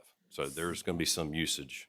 So that means heavily loaded cement trucks, logging trucks, dump trucks filled with dirt and all of that stuff all of these folks that use Church Road is going to have to compete for space to travel on there with all this construction traffic mixed in that pot.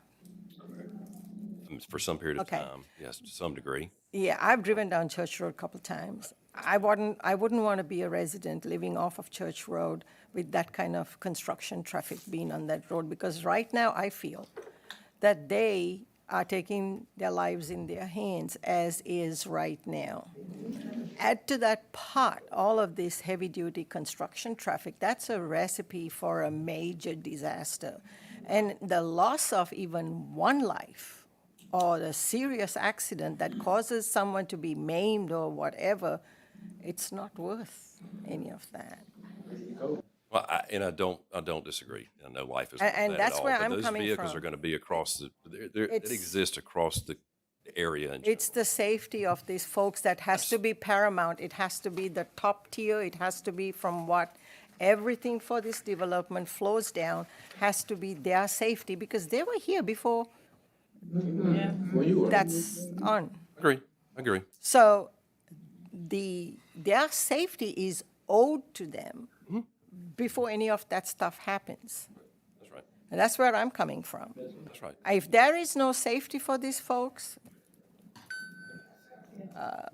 And I don't want to, we shouldn't presume there won't be safety. I agree. It's going to be, dump trucks is something like, I'm sure because there are if- some out if- there already, but all contractors, anybody using that roadway should adhere to normal traffic standards. you said the word should.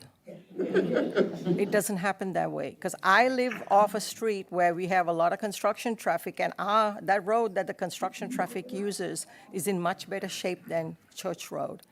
And we have fear for our lives when we get there, because those logging trucks don't care that they are sharing the road with you. They just box you off the road and keep going over the speed limit. And that worries me because, like Mr. Mearsman said, we have school buses going to be using that road. I mean, what are they going to do? Are they going to be pushed off the road because a logging truck is not paying attention, or he's speeding down the road, or a dump truck full of fill dirt? I mean, safety of these folks has to be paramount.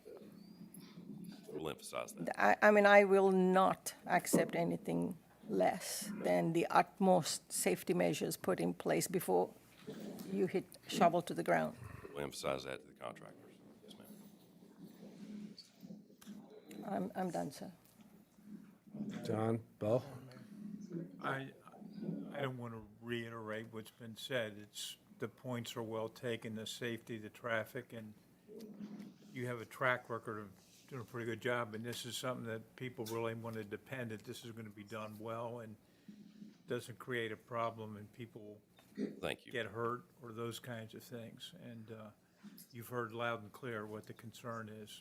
Yes, sir. I have. And like I said, we will reiterate that and emphasize that to the contractors. I've invested 19 years of my life into seeing this project come to fruition, so I don't want to blemish on it.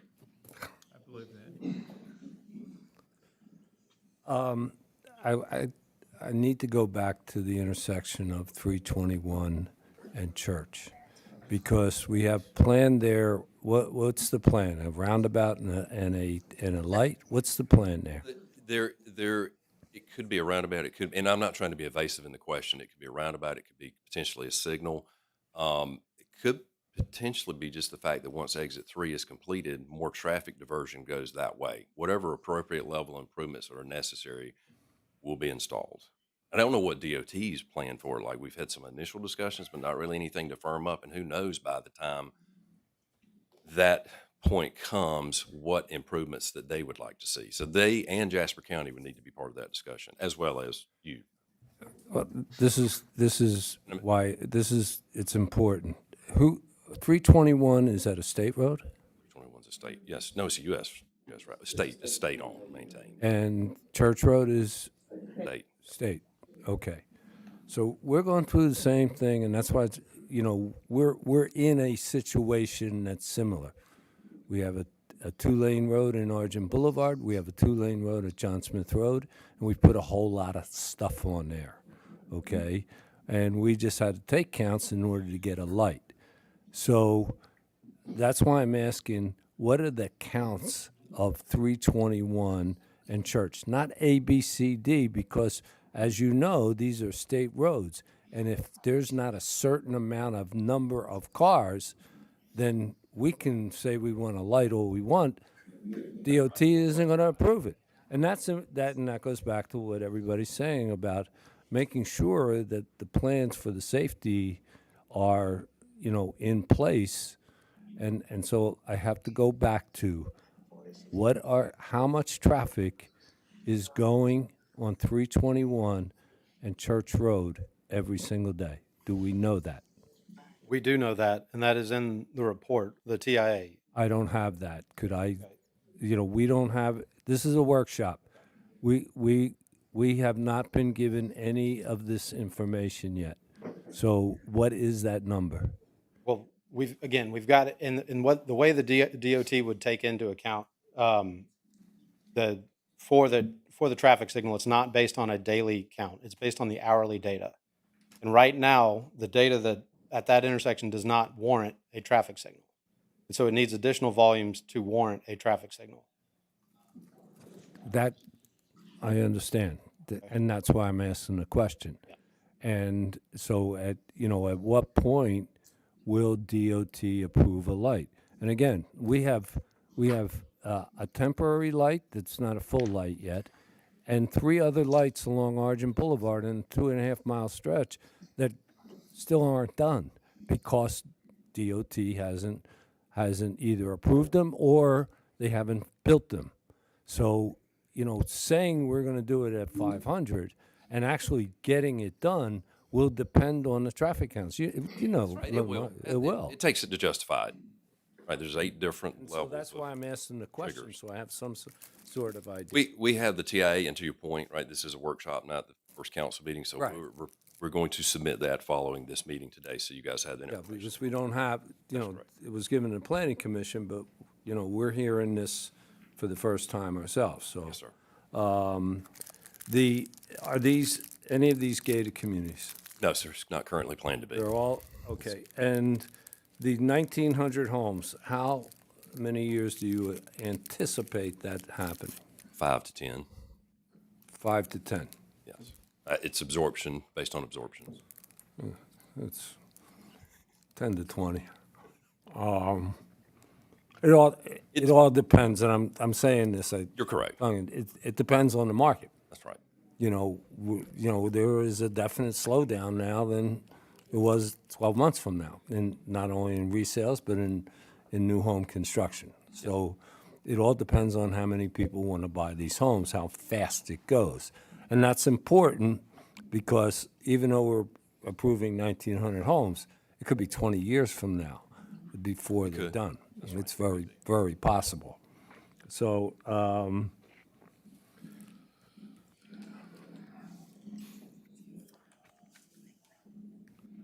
okay, I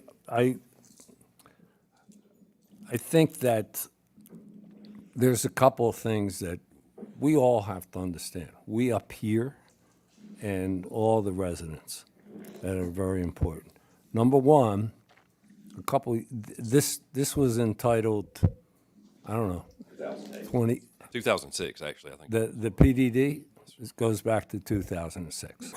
Okay, so there's certain things we have to deal with, and part of it is the Exit 3 you've been working on for 19 years, you said, and today's my 9th anniversary of being mayor, and I've been working every day on Exit 3, I think it seems like. So I know how long these things have taken to come to fruition. But a couple years ago, and that's why I want to make sure everybody understands, we're stuck with the provisions of that PDD. A couple years ago, the landowners came in a meeting with me and the city manager at the time. And one of the options they wanted to know what I felt about was to, instead of putting homes all there, putting more warehouses and trucks. And I said I would absolutely fight that because if you think cars are going to be a problem and construction traffic, having warehouse would really make that a mess. So my input at the time, not that it came before council, they were just asking what my opinion was. I would prefer to see homes there than warehouses. So knowing that they have the right to put something there. So what's the lesser of the evils? And that's just history. It doesn't mean anything. The other thing that's important, a lot of the questions that are being brought up, they were brought up with Point South on John Smith Road, the Morgan track on John Smith Road, the one we did this morning on in the Argent West. We went over all these things when they were being built along Argent Boulevard. And I only mention this, every one of those have all the same problems that everybody's talking about. We talked at Morgan and Point South. Where's those construction trucks came in? And you know what? We had no choice, basically. We approved them. And I only say that because one of the things that we have to do up here is be consistent. The standards we apply over here have to be applied to every project that comes in front of us.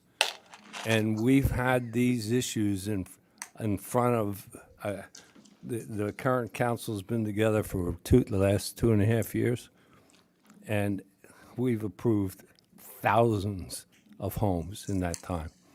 And every one of them are agonizing for the very same reasons we're talking about here today. So we as a council will have to apply consistency in our decision. And that's why we have these workshops, and I'm prefacing because I'm going to open up to public comment. That's why we have these workshops, because these are difficult choices that this council has to deal with, including the protection of everybody along Church Road. At the same time, dealing with the legal limitations and the questions of consistency that we all have to apply.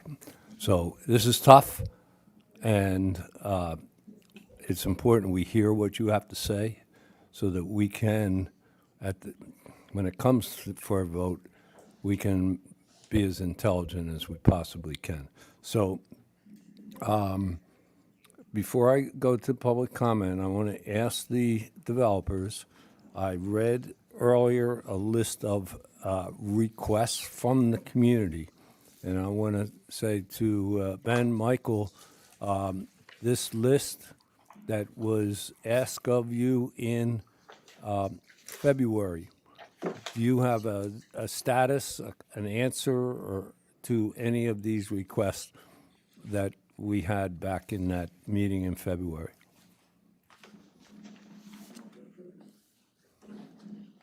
Mayor, Please, I need you, you're on camera, Ben, so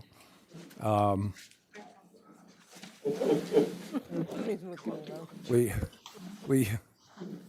want to make sure we got everything you say. You want a copy of it? I've got it right here. It'd actually be easier on the bigger piece of paper. I think some of these, first of all, my name's Ben Gramlin. We live in Charleston, South Carolina. Ben, I'm going to need you to be in the microphone. My name is Ben Gramling. Michael Harper and I have been, we weren't in on the start of this project 15 years ago, but we have been working on it at least for the last 5 years since we've gotten involved. So there's a list of suggestions here, and some of these have already been addressed, such as the road improvements.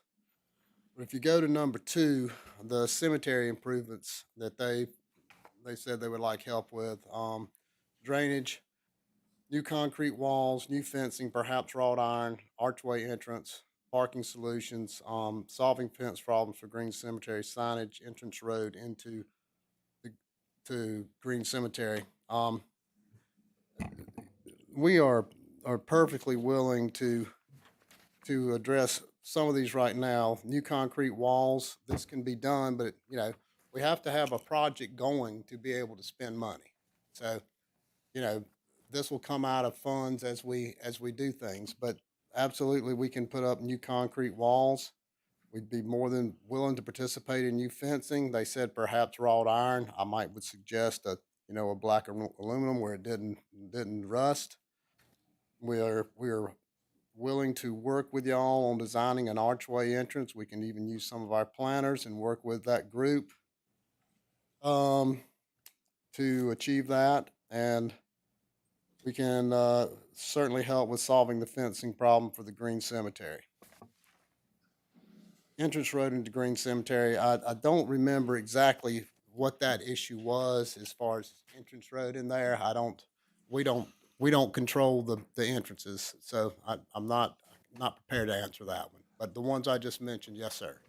Ben, I think for the sake of everyone and time and community, and for the community's benefit, first reading will be on June 18th.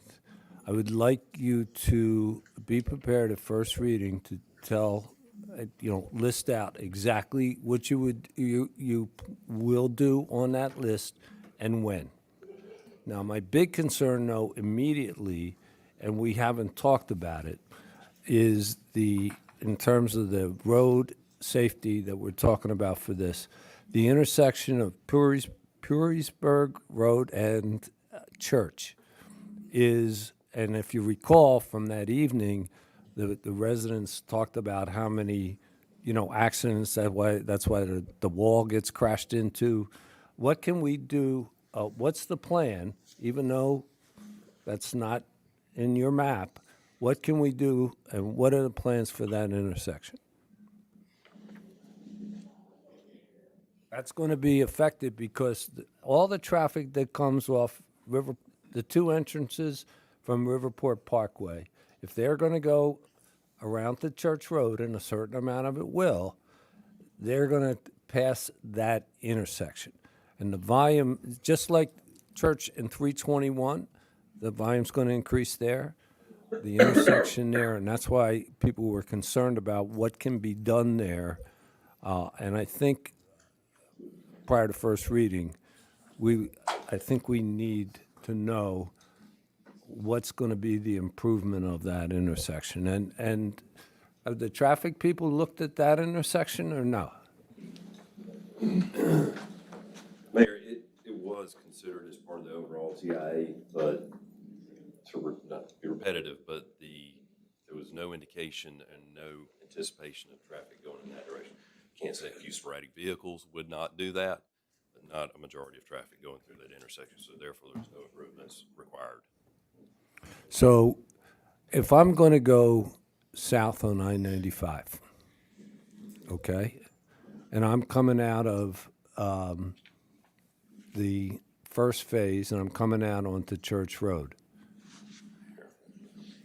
isn't it somewhat likely that people will come around Church to Riverport Parkway North and pass that intersection to get on I-95 South at exit 3?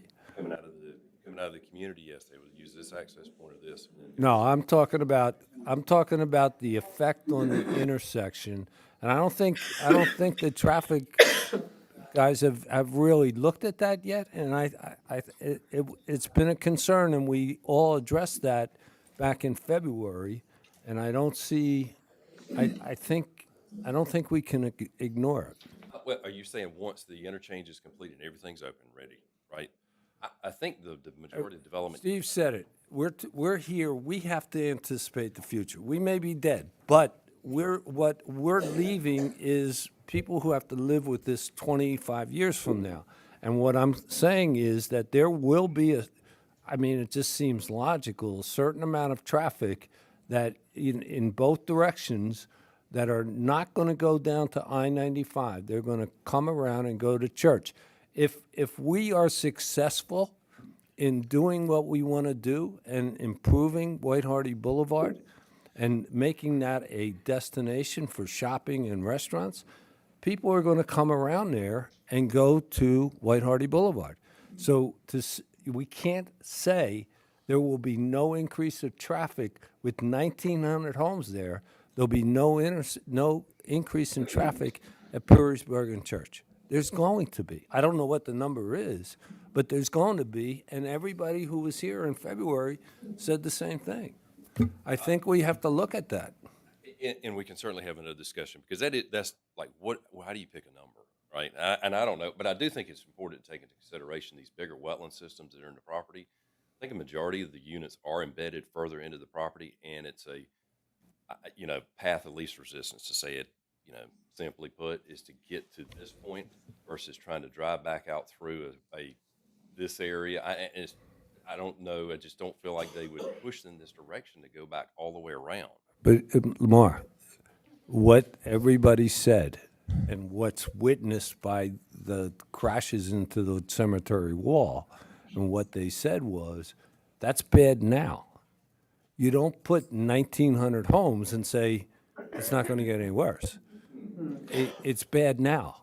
And one of the things that we're asked on this list, if we could make, not just improve putting a fence around the cemetery, but improving that intersection in somehow, because there will be some effect. Small, medium, large, I don't know. But you can't say there won't be any effect on an intersection that's already bad. Here's another thing 25 years down the road. If we are successful, the city, in making Millstone Landing a public park, that's going to bring people down Church Road to Millstone Landing. Sure. So that intersection will be impacted. Somehow, some way, it's going to be impacted from what it is today. And that's the question, and I'm not going to ask you to answer it now, but I think that has to be addressed before we vote at the next meeting. So please, take a look at that. What are the improvements that you can commit to make that a safer intersection, as well as the 321 in Church? Don't forget about that. That's very important. Okay. Yes, sir. Okay. Council, any other questions before I open up for public comment? No additional. Okay, I'm going to open up for public comment, and I have a request from everybody. Number one, we generally have a 3-minute time frame, but I'm not going to put the clock on anybody unless it gets a little crazy. I will also ask, when someone comes up and makes a comment, I will ask a show of hands if anybody else has the same comment. So that, and what I don't need 50 people to come up and say the same thing, okay? I'll get that message by a show of hands, okay? So if you have something different to say than the person before, then please keep coming. Or if you have a different point to emphasize, please keep coming. But I'm going to try to ask you to eliminate repetition. And that's up to you. You don't have to agree to it. You all have your right to talk. Okay. So, having said that, whoever wants to speak, please get in line. You have to introduce yourself, your address, and I would like you also to let us know whether you're in the city limits of Hardeeville or you're in unincorporated Jasper County, just so we have some perspective of who we are, who's representing today. So, please, who wants to start? Ms. Butler? You know the drill. Is that the one? Oh, no, you go ahead. Oh, okay, okay. Because I will jump ahead. Hello. My name is Deborah Woods Butler, and I was a resident of Hardyville beginning in 1963 until 1995, when I moved to Purisburg and spent the next 30 years there. So I've pretty much been in this area my entire life. My husband was a lifelong resident, and his family's been here for generations. So we have deep roots here and a lot of extended family, and we love this area. And I wrote something out, and getting here, realized this may not be the appropriate place for it, and if you feel like it's too wordy, just let me know and I'll let somebody else come and take over, okay?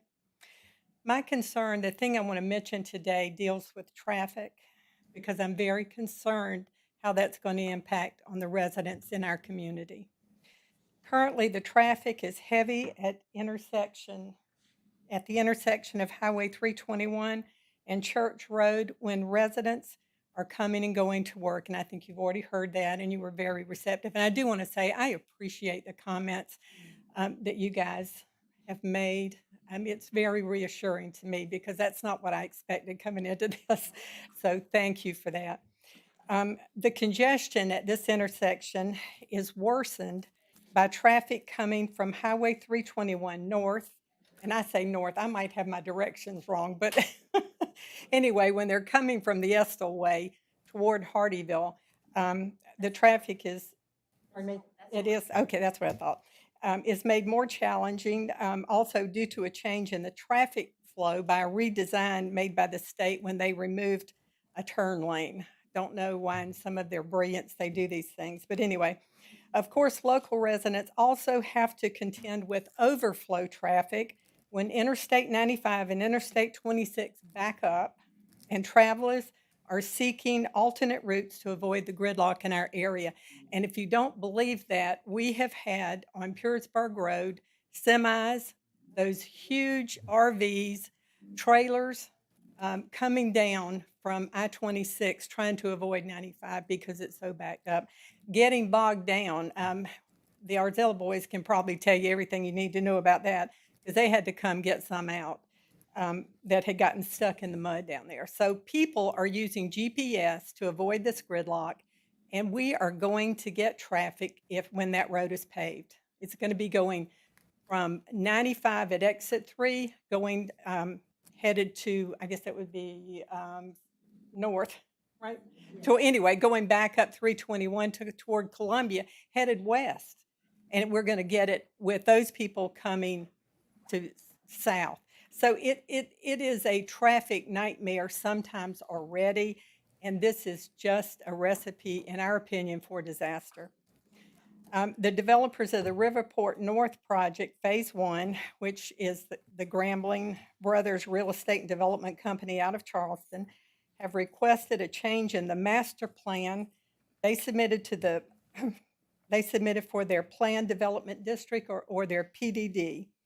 And their PDD called for a signalization of the Highway 321 and Church Road intersection, or construction of a roundabout at this location upon completion of the 250 building or unit. The developers has since requested that they be allowed to postpone addressing this traffic at Highway 321 and Church Road until they have built 500 units. And I know you guys talked about this today, didn't realize that would come up. The developer's request was agreed to by the employees of the Hardyville Planning Department in their staff report. And I guess that staff report went to the Planning Commission, but they agreed with that change. And then the Planning Commission also sent that with a positive, except for Mr. Rosillo. I think he voted against it, but everybody else voted in favor of changing that PDD to allow them to build 500 homes before addressing the intersection. And this request now sits before the Hardyville Town Council for consideration. Because Purisburg is rural, we must drive everywhere for services, groceries, gas, doctors. Nearly all families in our community have 2 or more vehicles. Those with driving teenagers may have 3 or more cars. So approving this request to move that addressing that intersection from 250 homes to 500 could potentially put more than 1,000 cars, vehicles on Church Road from this development alone. I'm always interested when I hear these comments because it's my understanding that the traffic impact analysis does not address other developments that are coming. And we already know that D.R. Horton has something that is supposedly coming to our area, possibly two. I'm on the Planning Commission for Jasper County, and I know there's another piece of property that is up for development. So we're not just talking, as residents, we're not just talking about these 1,900 homes when we come and listen to you folks. We're talking about a lot more than that. Discussing the traffic coming from the homes doesn't consider the construction traffic that comes with these developments, which will further congest this small country road. It was said today, and I've read it, I think it was mentioned in some of the material I read, that the traffic will choose to go toward exit 3 rather than Church Road. This is a guess. Now, it may be somewhat of an educated guess, but it's a guess. And I personally think that this is an incorrect guess. Not once in the conversation that was had did I hear mention the Savannah River, which if you don't think that doesn't draw fishermen from around this area, you're sadly mistaken. There are frequently bass tournaments down at Millstone Landing. So we're going to be significantly impacted. The mayor had it hit the nail right on the head at our Church Road and Puresburg Road at an intersection. I oppose this change that has been requested to the master plan and ask that you please consider the needs and quality of life of the local residents of Puresburg as you make your decision. I think it's worth pointing out that the Riverport project sits on a massive piece of rural timberland completely surrounded by Jasper County. To the best of my knowledge, there are no Hardeeville residents living on this property, which is dubbed Riverport. So who is being impacted by this development? The impact falls squarely on those residents that reside in Jasper County, in the rural county, not in the city. Despite this, I don't know that there have been any joint meetings between the county council and the city council to examine the impact on the residents of the county. Have the Hardeeville and Jasper County Planning Commissions worked together to develop recommendations for the councils that would reduce impact on the county residents? To my knowledge, they have not. And as I sit on the Planning Commission, I can tell you without a doubt, the Jasper County Planning Commission has not met with the Hardeeville Planning Commission to look at recommendations that could be made to this body to aid in your decision-making process. And I will, this is a little, maybe I shouldn't say this, but I'm going to. Not doing that, not having that work done beforehand before it falls in your hands, you see how well that worked out for Jasper County residents in Levy and Red Dam. Any decisions about this development should be postponed until such consultations between our elected officials can take place. We rely on you. There are a lot of things you say in this meeting. We don't have a clue what you're talking about. PDD, what does that mean? And the guy with the traffic report, he said things, I'm sure I've heard it before because I'm on the Planning Commission. I didn't have a clue what he was talking about. We rely on the people we vote for to represent us, but when they don't have a voice, I'm afraid that we are not getting the consideration we need. I'd also like to mention the impact of increased traffic on the intersection of Church Road and Puresburg Road, where our two cemeteries rest. This intersection must be considered in any development plans for this area. There is minimal parking available during funerals, with most people parking on the street. This has never been an issue in the past because we live there, we know we're burying a loved one, and we quietly move past. When we have 1,900 plus new people living there, it's not going to be the same.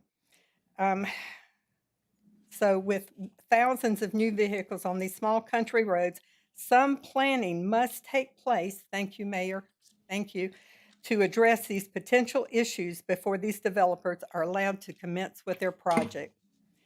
As Purisburg Road is eligible for the Historic Register, and why is it now being referred to as the Riverport Parkway? I'm sorry, is there a Kleenex? Yeah, I'm sorry. Thank you, Dave. Thank you.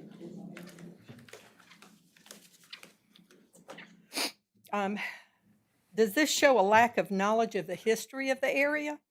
I refer anyone interested to a study, and there's lots of information just by doing a Google search, but there is a study by the Lamar Institute. It's actually out of Effingham County, dated, I think, 2016. It's more of a survey, I would say, of the available research, which discusses the historical significance of the area.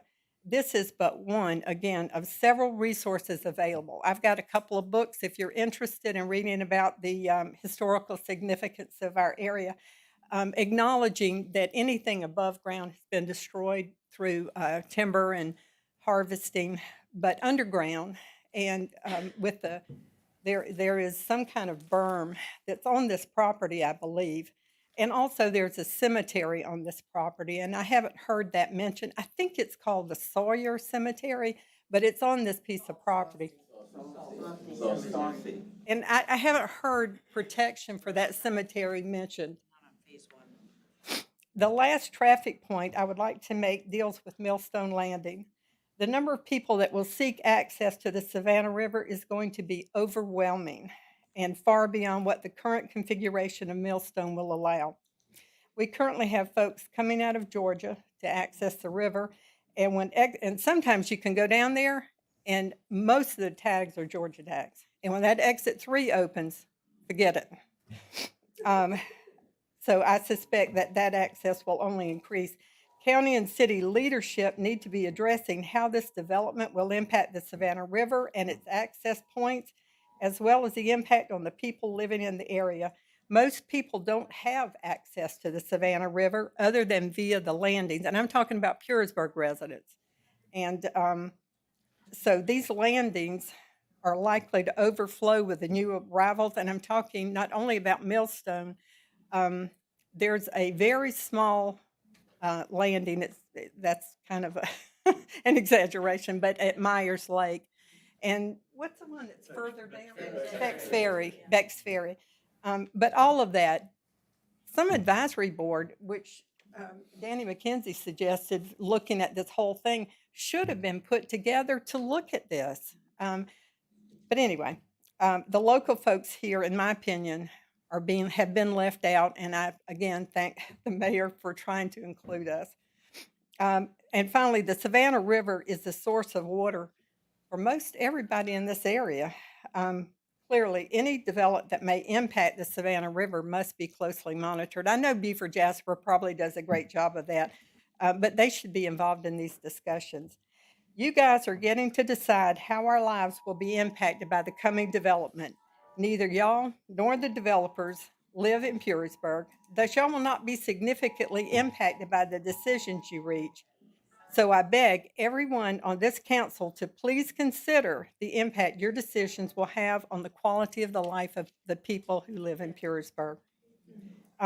One question I have for you, the first meeting I ever went to, the developer said he would turn the piece of land between Church Road and Honey Hill. I guess it would be their phase 2, probably is my guess. Into a sanctuary because there's a salamander that resides there. I have yet to hear that mentioned again, and I think that would be a wonderful thing, not only for the salamander, but for the people of the area. One last final note, and I promise I'll quit. A lady that lives, I usually work with the polls during the voting season, And one of the ladies that is impacted by the warehouses told me that now, since the warehouses went up on Levy Road, there's a pink-billed duck that used to nest out there, and they now nest, some of them obviously, nest in her backyard. She took pictures and showed me that the wildlife is being displaced. Last night, 4 deer ran through my yard. Now, some people, their hair probably goes straight up in the air, but I was absolutely thrilled to see them. And it really makes me very sad to know that where these guys going with the new development, what's going to happen. And I hope we're considering that when we move all these people into our community. Thank you.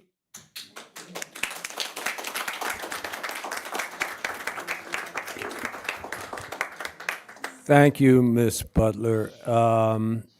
By a show of hands, I'd like to know who agrees with the statements of Ms. Butler?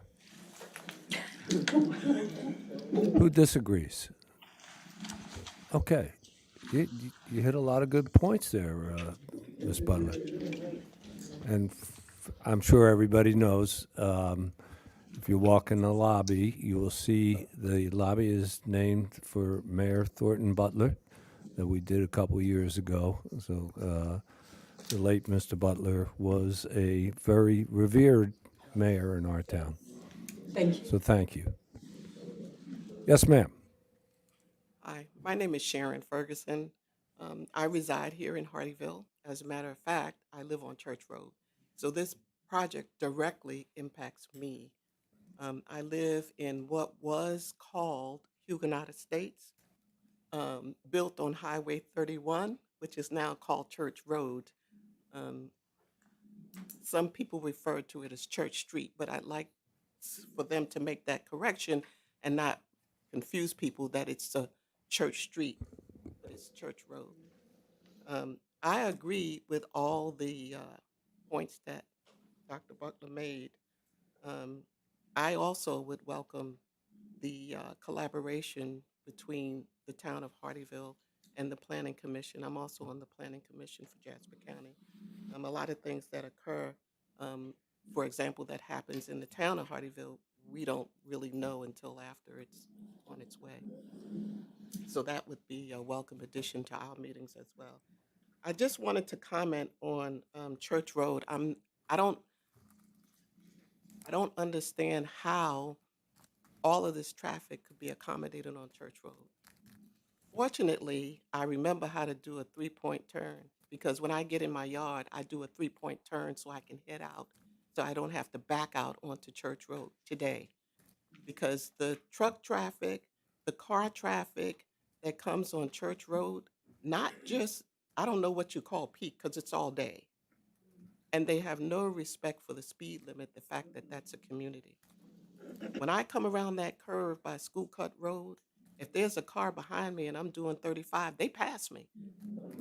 And within less than 0.2 of a mile, I'm turning left to go into my home, my driveway. And if I don't be careful, they'll run right into me because they're trying to pass me. The other thing I wanted to mention was the intersection of 321 and Church Road. There have been a number of accidents at that intersection of Church Road and 321. So for them to not to be indecisive about what they're going to do with that intersection is really not an option. Something has to be done at that intersection because there's quite a bit of traffic on that road. And then the other item is the I-95 exit 3.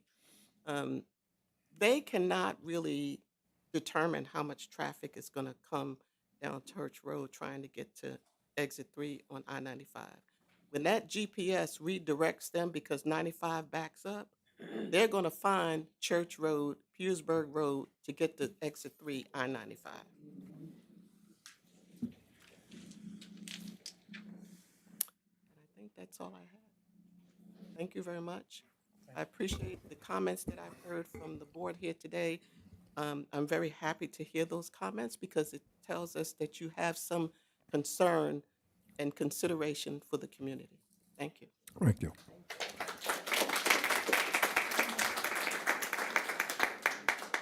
May I see a show of hands of all those who agree with that last statement? Anyone that disagree with it? Thank you.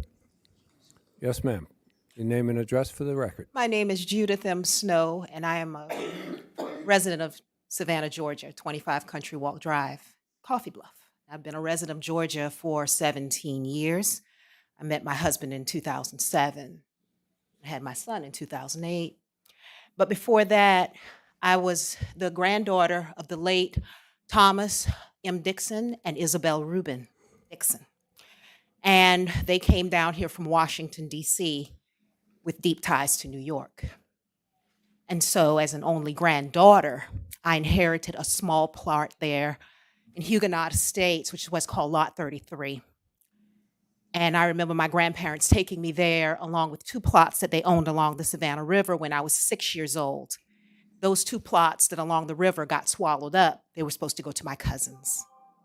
And so I don't live in the community, but Hardeeville has a deep spot in my heart because it gave me my first job through my father, who knew a lady named Miss Kathleen, who was killed violently in Gardens Corner.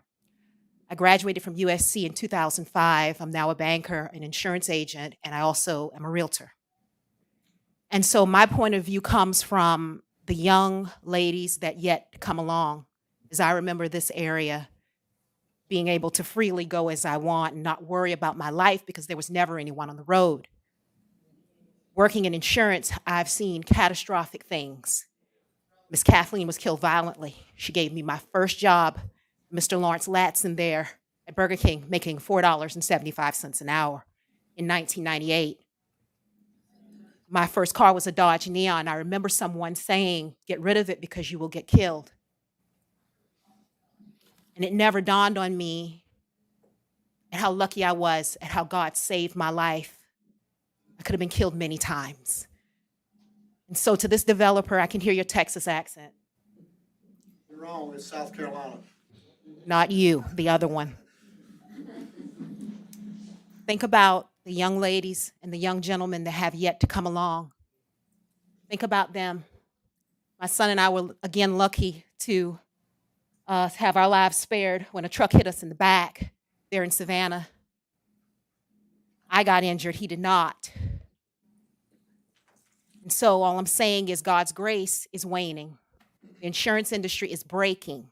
We cannot afford more catastrophic accidents. And I'm going to wrap up things really quickly. Like I said, I live in Savannah. They're taking advantage of you. They're taking advantage of the fact that you're not organized. When I hear certain things and I see people who matter, and I remember all the work that my grandparents did, and I've seen the effects of inflation upon our country and our community. Stop letting people take advantage of you. Stop letting people take advantage of you. I'm grateful for what you're doing for Jasper County, as it does need to grow, but it needs to grow correctly. Thank you very much.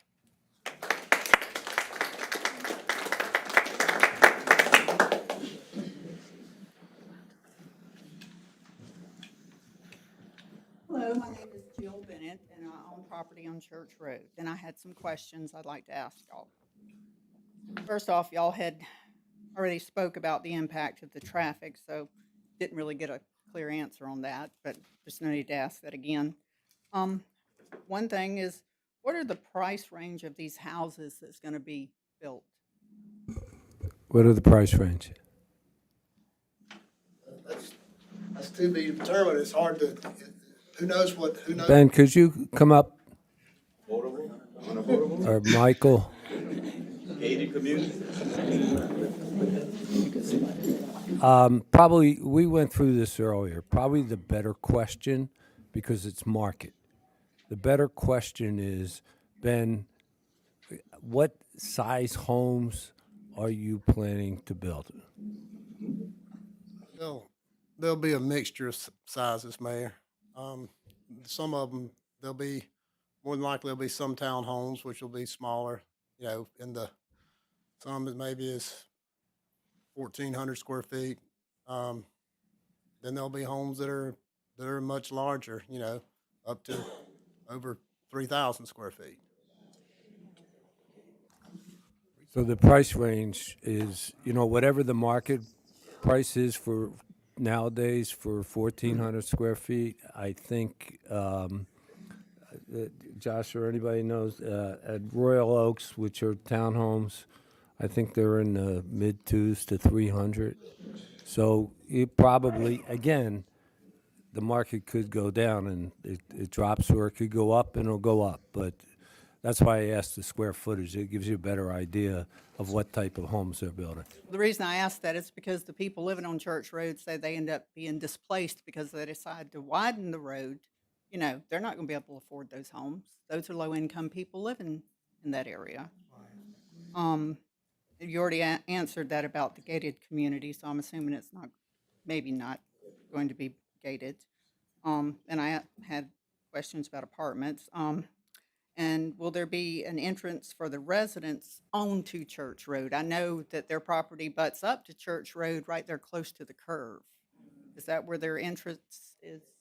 Could we show the entrance point? And also, from that entrance point that's planned, how far is that from the 321 intersection? I don't have a scale on this. Because I know it touches Mile. Church Road right there in a short space, you know. The on property? Yeah. Yes, ma'am, you're correct. And is that where an entrance That's is where, going? that's where the entrance will be. My Until, husband got killed on that curve. So I know what traffic problems are. until these two entrances are constructed on Riverport Parkway. Okay, you already answered how it was gonna affect Millstone. Does the town, is the city limits on part of the refuge? Because my husband was looking at the map and he said that a part of, I know Millstone is considered city limits. Is there more city limits in the refuge? This whole, everything is city limits, and the rest of what is known as On the west river, side? on the northwest side, just this and Millstone Landing are city limits, right? Well, let me clarify. There was a prior sale, 2015, I think was the date, from this original Hardyville tract assemblage. Yeah. Down to the CSX line. Yeah. About don't quote me on this, it was like 240 acres. It got conveyed to the wildlife, or it got conveyed to Department of the Interior, whatever, United States, that technically is considered part of the refuge. It's probably another question for you too. Will the developer ever cross Church Road towards Honey Hill Road and where the developer already owns the property? So that's not considered as part of this plan, as you can see. But it could be later on. It is entitled, yes, later on. Now, I did hear a comment earlier, it was a good question, related to Salamander area, and there is an area between his property, well, actually, there's a piece of it actually in here that's considered as, it will be preserved in perpetuity as part of Salamander habitat area. There's also a piece between Church and Honey Hill that will also receive the same protection. Is the developer a U.S.-based and owned company? Yes, ma'am. Okay. Okay, is developer getting a tax break for the development, and if so, for how long? There is no anticipation of a tax break. You'll speak into that though, so they can, I don't think some of them. Okay. How much money does the taxpayer have to put up for the infrastructure such as the water and the sewer? Zero. That's all developer funded. Now, when a developer develops, all his cost is figured into the price of the home. So yes, the developer, and any place that we're building, ultimately the home buyer pays, because every developer is, a for-profit organization. So not directly, but indirectly, whoever buys these homes, they're the ones paying for it. Okay, I think as, Lamar, is that a correct statement? Very accurate statement. and I'd like to know the names of the owners or the board members of the LLC, because I tried to research it on the internet and I couldn't find anything. Can I get that? I'll need to check with our clients to ensure that can be released. Okay. And I would like to have a copy of the map, you know, showing the details of where Perrysburg Road will, I had heard it would turn before it got to the cemetery. Is that true? Are you thinking about turning it and going over to Church Road and maybe behind the sewer plant? I had heard No, that. ma'am. No, Okay. There's no plan to reroute. But I would like a map that I could see, that's big enough that I could. Would you please, leave your name and contact information that we can get you the information you're asking for? If you, Okay. Yeah. Rhonda, would you? Okay. And, you know, you talked about at the last meeting that I was at, you spoke about the improvements on Church Road. I'm concerned about the widening of the road because the residents are so close. You know, there's no room for widening of the road. Why couldn't the developer put their own road behind all of that and leave the community alone? So, share the mic with you. Yeah. I wanted to dispel that now. There's no intention to widen Perrysburg Road. They'll have to. Just at the entrance. I mean, Church Road, sorry. I apologize. Church Road, there's no intention to widen Church Road except just only to put in a turn lane at the entrance, as you see. But the developer owns the property adjacent, so the asymmetrical widening into their property and not taking him anybody else's property to do that. But none of the rest of Church Road is planned to be It's like a widened. racetrack right now, and then we have children that's getting off school buses and getting on school buses right there. And, you know, that's gonna be dangerous. Plus, they're gonna develop that school right there. And that's gonna put buses and more children at risk. Sure. I believe probably a stronger emphasis on some patrol needs to occur in that area. They can't be there all the time. Did you know that there was Revolutionary War and Civil War artifacts over the years that were found on that property? You know about the cemetery. And there's also some kind of fort right there on the corner of Church Road and Perrysburg Road. It's like a berm-type fort that's historical. You don't own that property, but, you know, that's just. Sorry. We're aware there's been a full cultural resources study performed for the property, so we're familiar with what you're referencing. And there's protections around that area. But, you know, the Civil War soldiers and the Revolutionary soldiers camped on that property. So there are artifacts all there that's not been found yet. And there also is that cemetery that's just past Jerry James's property that there's a gate up there, so I don't even know if family has access to it. I don't know if anybody knows, but that's some of my concerns, but it's the traffic. And then also, they're supposed to be building some kind of apartments on Old Charleston Road and Perrysburg Road. That's dumping more traffic. Then on Honey Hill Road, I heard that there was going to be some houses development on Honey Hill Road too. So that's more traffic that's going to be dumped in the area. You know. Can you clarify what, or answer those questions? What? That's in the county. Those developments are in the county. We don't have any information on them at this time. We haven't got anything, but I've from talking to the different community members that have come in to talk about this, we've been apprised of that. Okay, so we haven't heard from Jasper County's Planning Commission about this? We haven't, okay.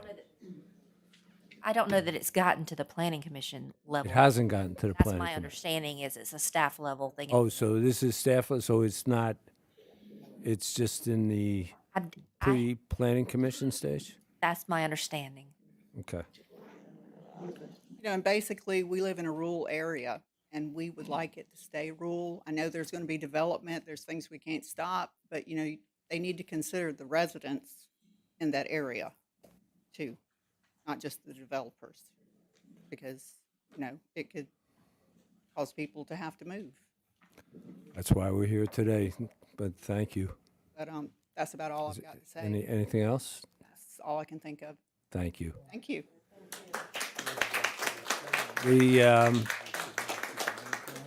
Does everyone agree with those comments and questions that have just been asked? Anybody who doesn't agree? Yes, sir. Please state your name and address for the public record. Good evening. My name is Dwayne Lee.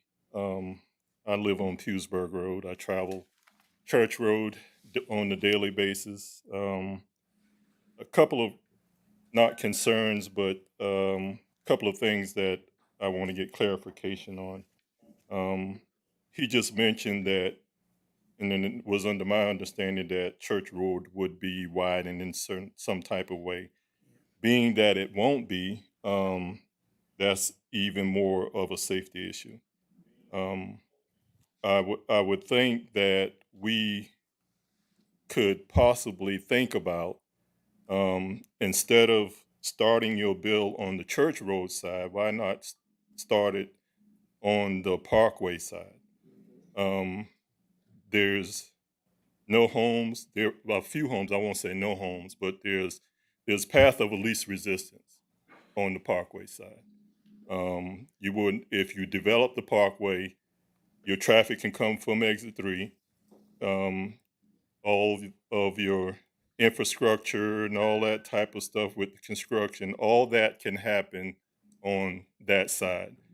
Church Road wouldn't be affected nearly as much as you starting on the Church Road side. Another thing, they mentioned about improvements to the cemetery. They mentioned the Green Cemetery. I'm not sure. I know one side is considered the green and one side, to my understanding, is considered Pewsburg Cemetery. I'm not sure if it's the whole thing is considered the Green Cemetery, but You're right, sir. One side's green, one side's okay. Perrysburg. I would hope that the consideration that is in place for the Green Cemetery would be just as the same for the Pewsburg Cemetery. Also, it was mentioned that, and again, like everyone else, I appreciate the council and their questions. It shows the concern that you have for the community, and we appreciate that. We would like to feel like that when they start this bill, and I'm sure it's going to happen somehow, some way, no matter what we go through here, it look like it's going to happen.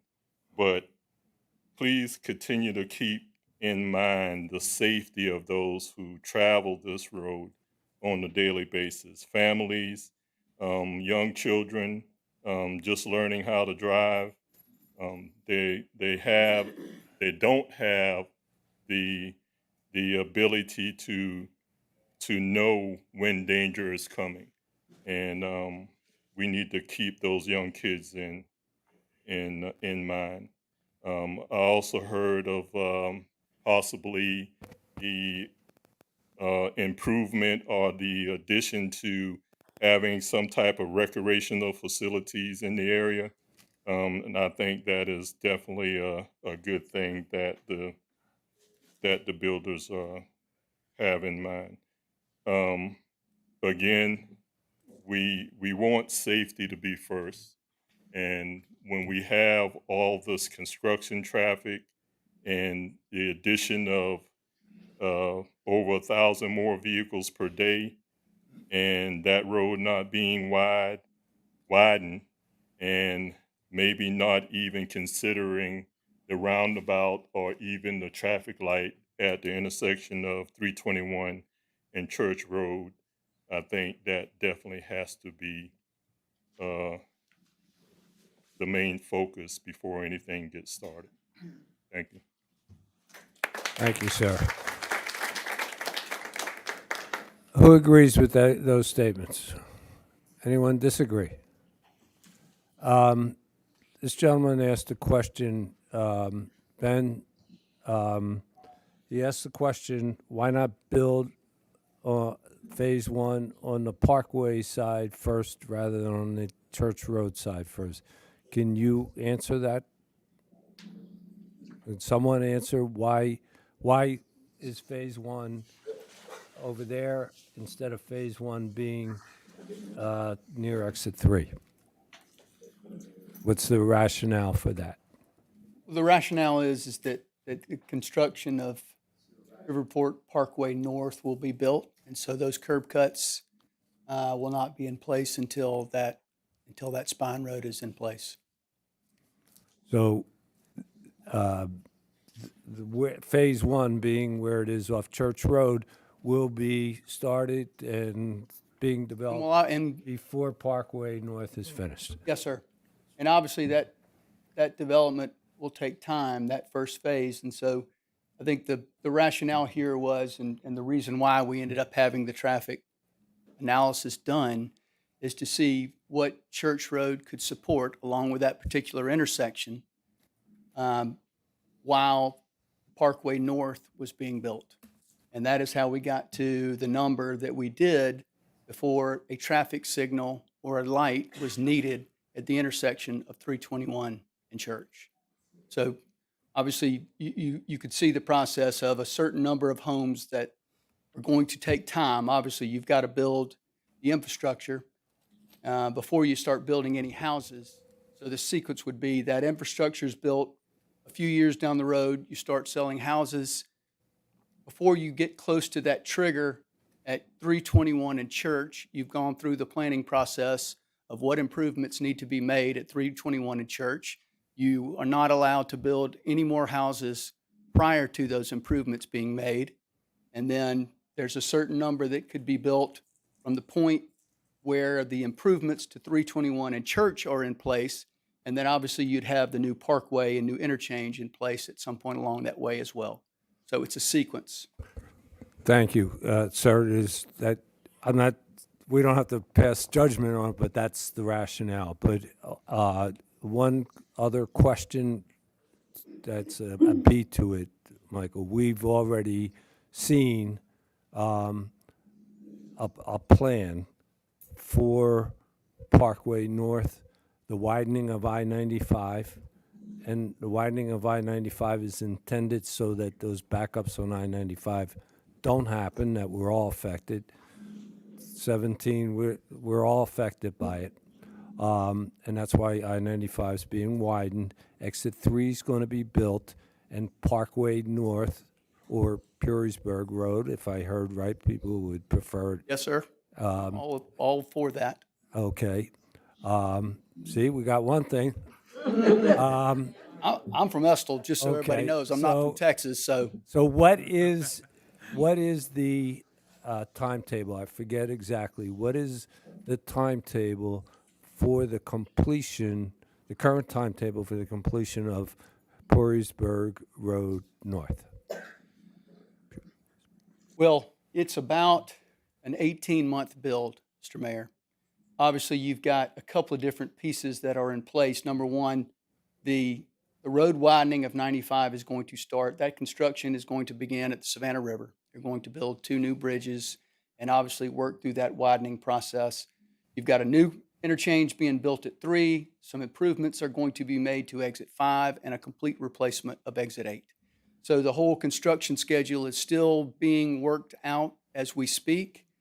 It doesn't mean that we couldn't start the construction, and this is a city-managed project for Parkway North. It doesn't mean that Purisburg improvements, that spine road, couldn't be started sooner. That just has to be in place by the time the new exit 3 is built. But obviously, the overpass that's there, the Purisburg overpass that's there now is going to have to come down, so there wouldn't be connectivity across until that new interchange is in place. So just so everybody knows, right now, the completion of exit 3 and the widening of I-95 up to mile marker 9, the current timetable is somewhere in the neighborhood, and Josh, correct me if I'm wrong, probably 5 years from now, okay? So you're saying the connecting road, Purisburg North, can be done as that's happening? I would place a minimum time frame of 3 years and a maximum time frame of 5 years based upon the schedules that DOT has kind of shared with we us. have today. So that's what I'm getting. So what, again, I'm going back to this gentleman's question. You're probably going to see Purisburg, the new extension of Purisburg Road, be somewhere in the time frame of 5 years. Okay? So just to give you perspective. Again, it's not a value judgment. I'm just trying to give you an idea of what's going to, the timetable of what's going to happen. Thank you, Michael. Next, who else would like to speak? Kathleen, I was waiting. You've been so patient. I knew you weren't going to sit there the whole time. Kathleen DeCourcy, 782 Ticton Hall Road. My concern is with the Jasper County residents in the northeast corner there. I see that you have a 50-foot buffer along those property lines, and then you've got buildings, I don't know what the setback is, but right up against that. I think to be fair to the citizens of Jasper County to remove those buildings, the one on the northern side of that road and then the other two, to create a bigger buffer between the Jasper Would you County. point out for us with the clicker? Sure. This one right here, and these two, so that this creates a bigger buffer right here against the Jasper County residents. And there are setbacks within those, that's a lot. Brandon, could you tell everyone what the what? Sorry now. Setbacks, the rear setbacks. 15 or 20. So if it's 20 feet and you have a 50-foot buffer, you only have 70 feet between their lot line and that building. Just a suggestion. Thank you. That's what we're here for.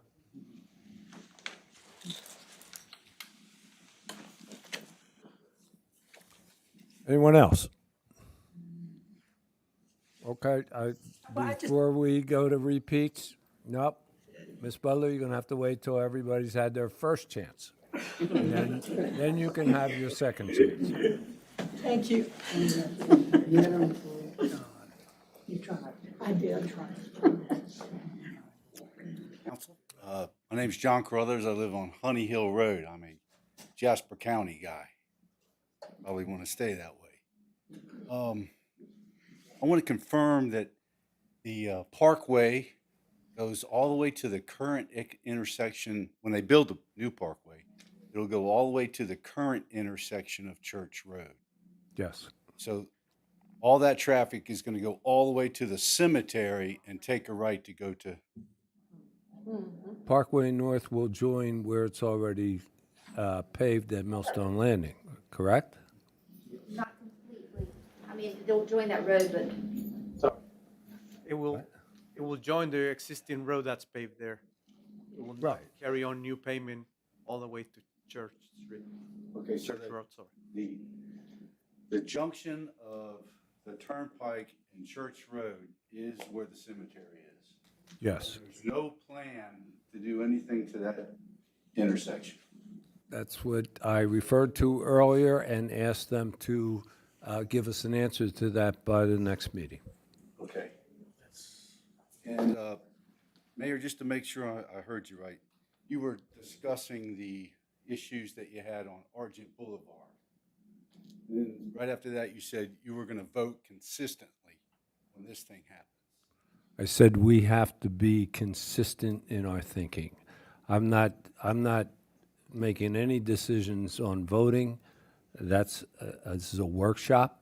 This is to listen and learn. I just want to confirm that the mistakes or the tough things that happened on Argent won't happen on. We're trying to avoid that from happening, yes. Thank you, sir. We all live and learn. I can tell you, give you an example. For a number of years, these new communities that come in, we didn't have pocket parks. We didn't have sidewalks. I know Sun City, Margaritaville, when we did these 10 years ago, 7 years ago, we didn't think of those things. And then we realized as we started building out that that was a mistake. You know, we make mistakes up here. So one of the things by having these kind of sessions, we know some of the mistakes we made, and we're trying to avoid them in the future. We do, from our legal responsibility, we do have to have consistency of thinking, and that's what was my point is. We up here have to be consistent. That doesn't mean we can't ask for more than what they're offering, okay? And just like, 10 years ago, we didn't ask for sidewalks, and now we do. They weren't in the original plan development agreements. So yes, we try to learn, we try to make better decisions and make better developments. But just keep in mind that there are property rights as well. So, and then that's the balance we are constantly trying to meet here. Okay, Ms. Butler, unless somebody else wants to beat her up to the podium. No, I Not just. beat her up, but I mean, Ferguson and, anyone sorry. else? We haven't had any, I wanted this for the Purisburg folks. The planning Ms. commission. Butler. The planning commission has only had the request for the subdivision rezoning at Myers Lake.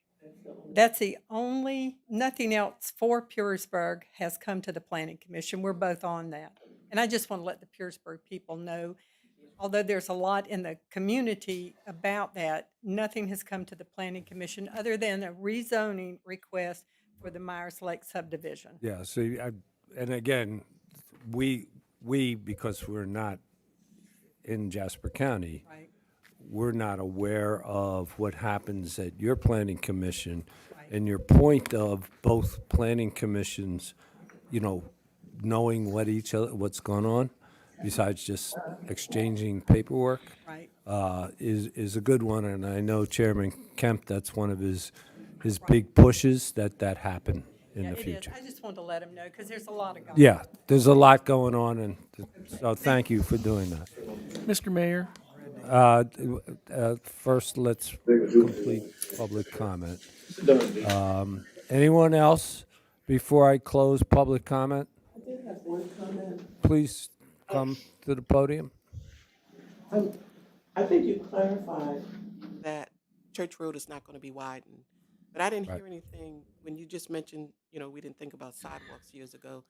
Are there any plans to put sidewalks on Church Road because of the number of children that bus, and then the school is coming in? Right now, kids walk through my yard, but I don't mind them walking through my yard. I'd rather them walk through my yard than try to walk the highway.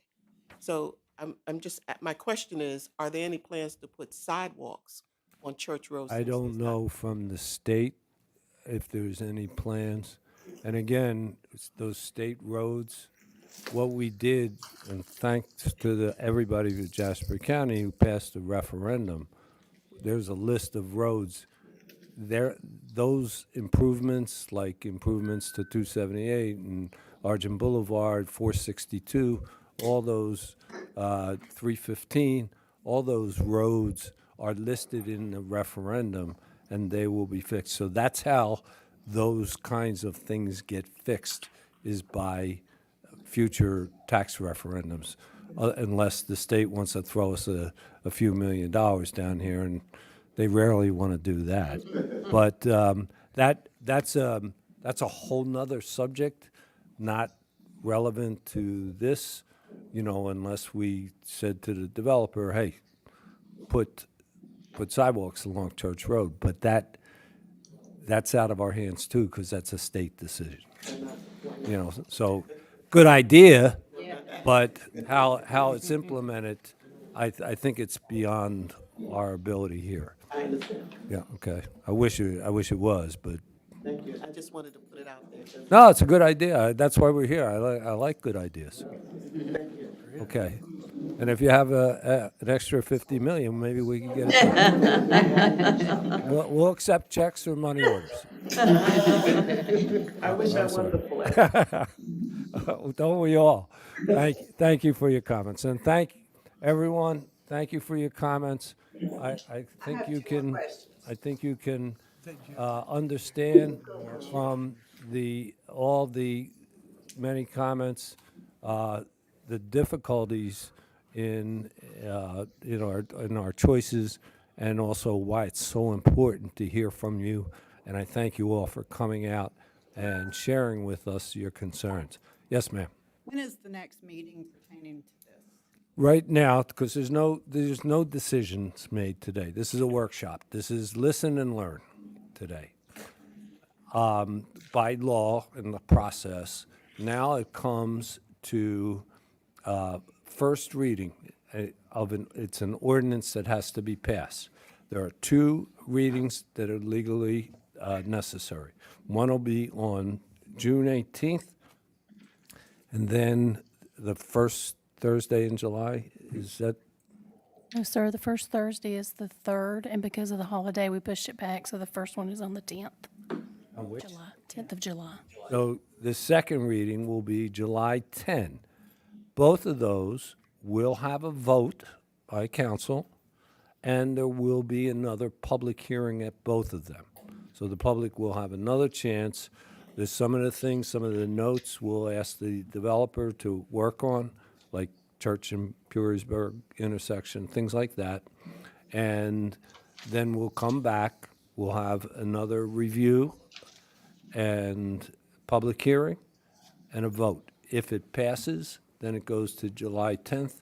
If it passes July 10th, it becomes law. I had on the notice, I got something about a meeting June 5th. What is that? We have a council meeting on June 5th, a regularly be brought scheduled up council meeting, but this is not on it. Okay. Please. That was, excuse me, when we actually put out the notifications at that point, we pushed it out a little bit and put it for June 5th. At that point, thinking that that was going to be an appropriate date with the need for the workshop and everything, that's where a June 18th came into play, because we want to make sure we had this forum and make sure. So we were going to make sure that everyone got notified that it won't be the 5th, but it will be the 18th. For what? A council meeting. Yes, it'll be.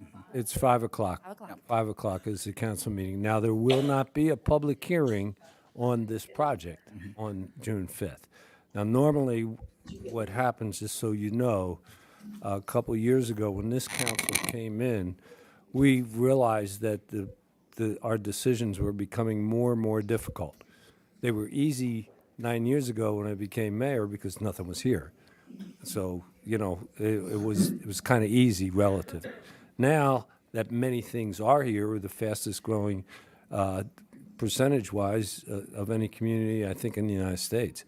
And so now it's a lot more difficult because there's stuff already here that wasn't here 9 years ago. So this council decided that so we can make good decisions when we have a complicated decision like this is, that we would require between Planning Commission and first reading a workshop like today.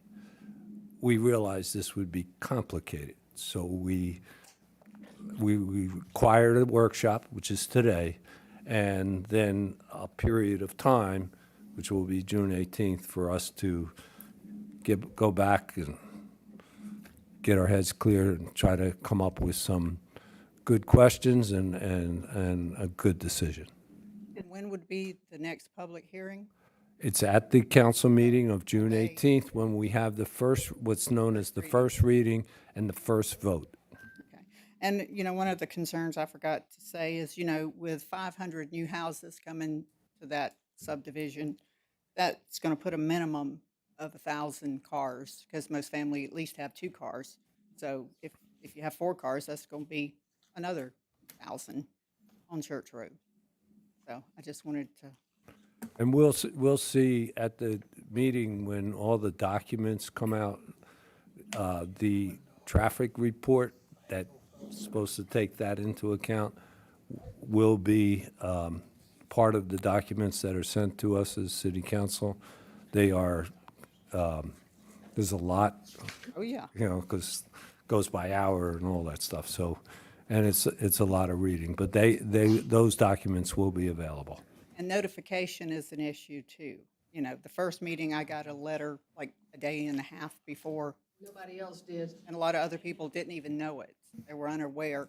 So I'd like to make sure that people are notified, even if you have to put a big poster up on Church Road somewhere explaining what it is and when the meetings are. Because, you know, a lot of people don't have internet. I agree with you, and Ms. Browner, could you make sure that It's not one of those little signs that you drive by and you. that you can't read? That you can't read. Yeah, I agree with you. We'll make sure that your community is well notified. Okay, thank you. Okay, right? We will. Absolutely. Absolutely. Okay. Want 'em out. All right. I'm going to take it back to council now. Mr. Mearsman, did you have a comment or question? Yes, I do. We've covered a lot, a little over 2 hours, and we still don't have those answers. We have June 18th set for this first reading. I don't know what the traffic count is. I don't know what the intersection improvement of Perrysburg Road is. I don't have a timeline, and I don't have a complete timeline for Exit 3, and neither do any of you folks out there. And I think waiting to have all that information available for first reading, we'll have it ahead of time, but you all won't. I respectfully request to delay the June 18th until we can get those answers and have another workshop for the public to attend.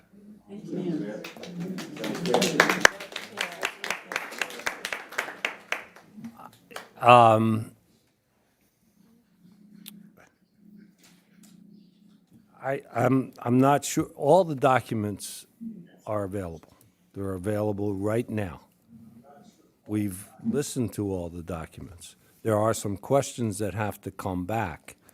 I don't know that personally, I don't know that we need another workshop and just have, go to first reading. And then at that point, if there's still not satisfactory answers, we can, like we always do, table it until. So my recommendation, I don't disagree, it's a good idea, Steve, but what I'd suggest is let's go to first reading, and if we still don't have all the answers that we're looking to have, then at that point, we can table it for as far out as we want to. But I don't know scheduling another workshop exactly what that would accomplish. We had the packet posted for the Planning Commission. There have been some slight changes to it, and I'll make sure those are updated and that is available on our website. Well, I think to Steve's point, and it's a good one, is that number one, we have not received the documents yet. Okay, that's number one. That this council should get them right away. Number two, those documents should be posted on our website, and as we notify the public, that they also get notified how they can access those documents on our website. Because as you know, it's 300-400 pages, and we're not going to make copies. It's got to, even though I know everybody doesn't have a computer, but that's how they're accessed. That's how we access them. So that's my recommendation, is that we get this information out. Also, what I would like is the list of questions that we pose to the developer, like the intersection of Purisburg and Church, and all those questions be listed out, sent to them, and we have answers when we get our packet the Friday before that 18th meeting. Do you think that would satisfy your suggestion? I'll yield to what the council feels is best.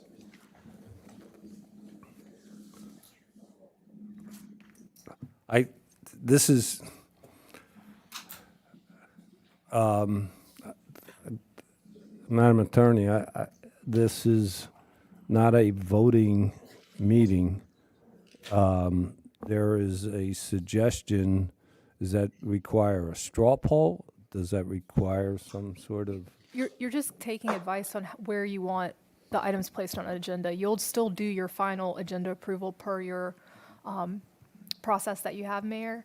So the city manager can take your direction, we'll draft the agenda, and then you can give the final approval on the date through the process by ordinance. So right now, you can just direct the manager as to what date you'd want this item to be put on, and then he'll do the agendas accordingly. Mr. Mayor. I suggest that we, as I just did, is that we put this on the agenda of the 18th, and that we hear it, and that would serve the same purpose as a workshop would. And if we're not satisfied, we can always table it to a date specific, and that satisfies. I agree. I'll agree to that. That's fine. Does that make sense? Yes, sir. It keeps it moving, and like I said, we can always table it on the 18th. Like we've done on other things. Okay, so let me take a straw poll. My suggestion is to put it on the 18th agenda, and with the list of questions answered in writing before, when we get our packet, which is the Friday before, whatever that date is, okay? And of course, that we make sure the public is well notified, above and beyond what our normal procedures are. John, agree, disagree? Agree. Bo? Agree. Valerie? Agree. Steve? Agree. Okay, so that's what we're going to do. We'll be back here on the 18th. If there is any question, anybody in this room, about any of the things that are going to happen and information, please email Branna? B. Snowden at Hardyville. And you notice I didn't offer myself. She's planning. I have my email address and Katie's email address, and we are both willing. We share emails and we have a log that we've been working off of on here too as well. And all the email addresses are on the website. There's also cards out in the lobby when you're leaving if you want to take cards. So and you can tell your neighbors, so you can be aware of everything prior to June 18th, and the council will be given the information no later than the Friday before. But the original packet from today, let's get that to the council right now, so we have some time to read it. These are about 500 pages of my favorite reading. Okay. All right. Again, thank you, everybody. This was invaluable for us. I appreciate it. Thank you for taking the time and having the courage to speak up. Having said that, may I have a motion to adjourn?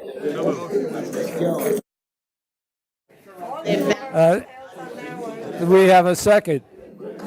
Fourth. All in favor, please say aye.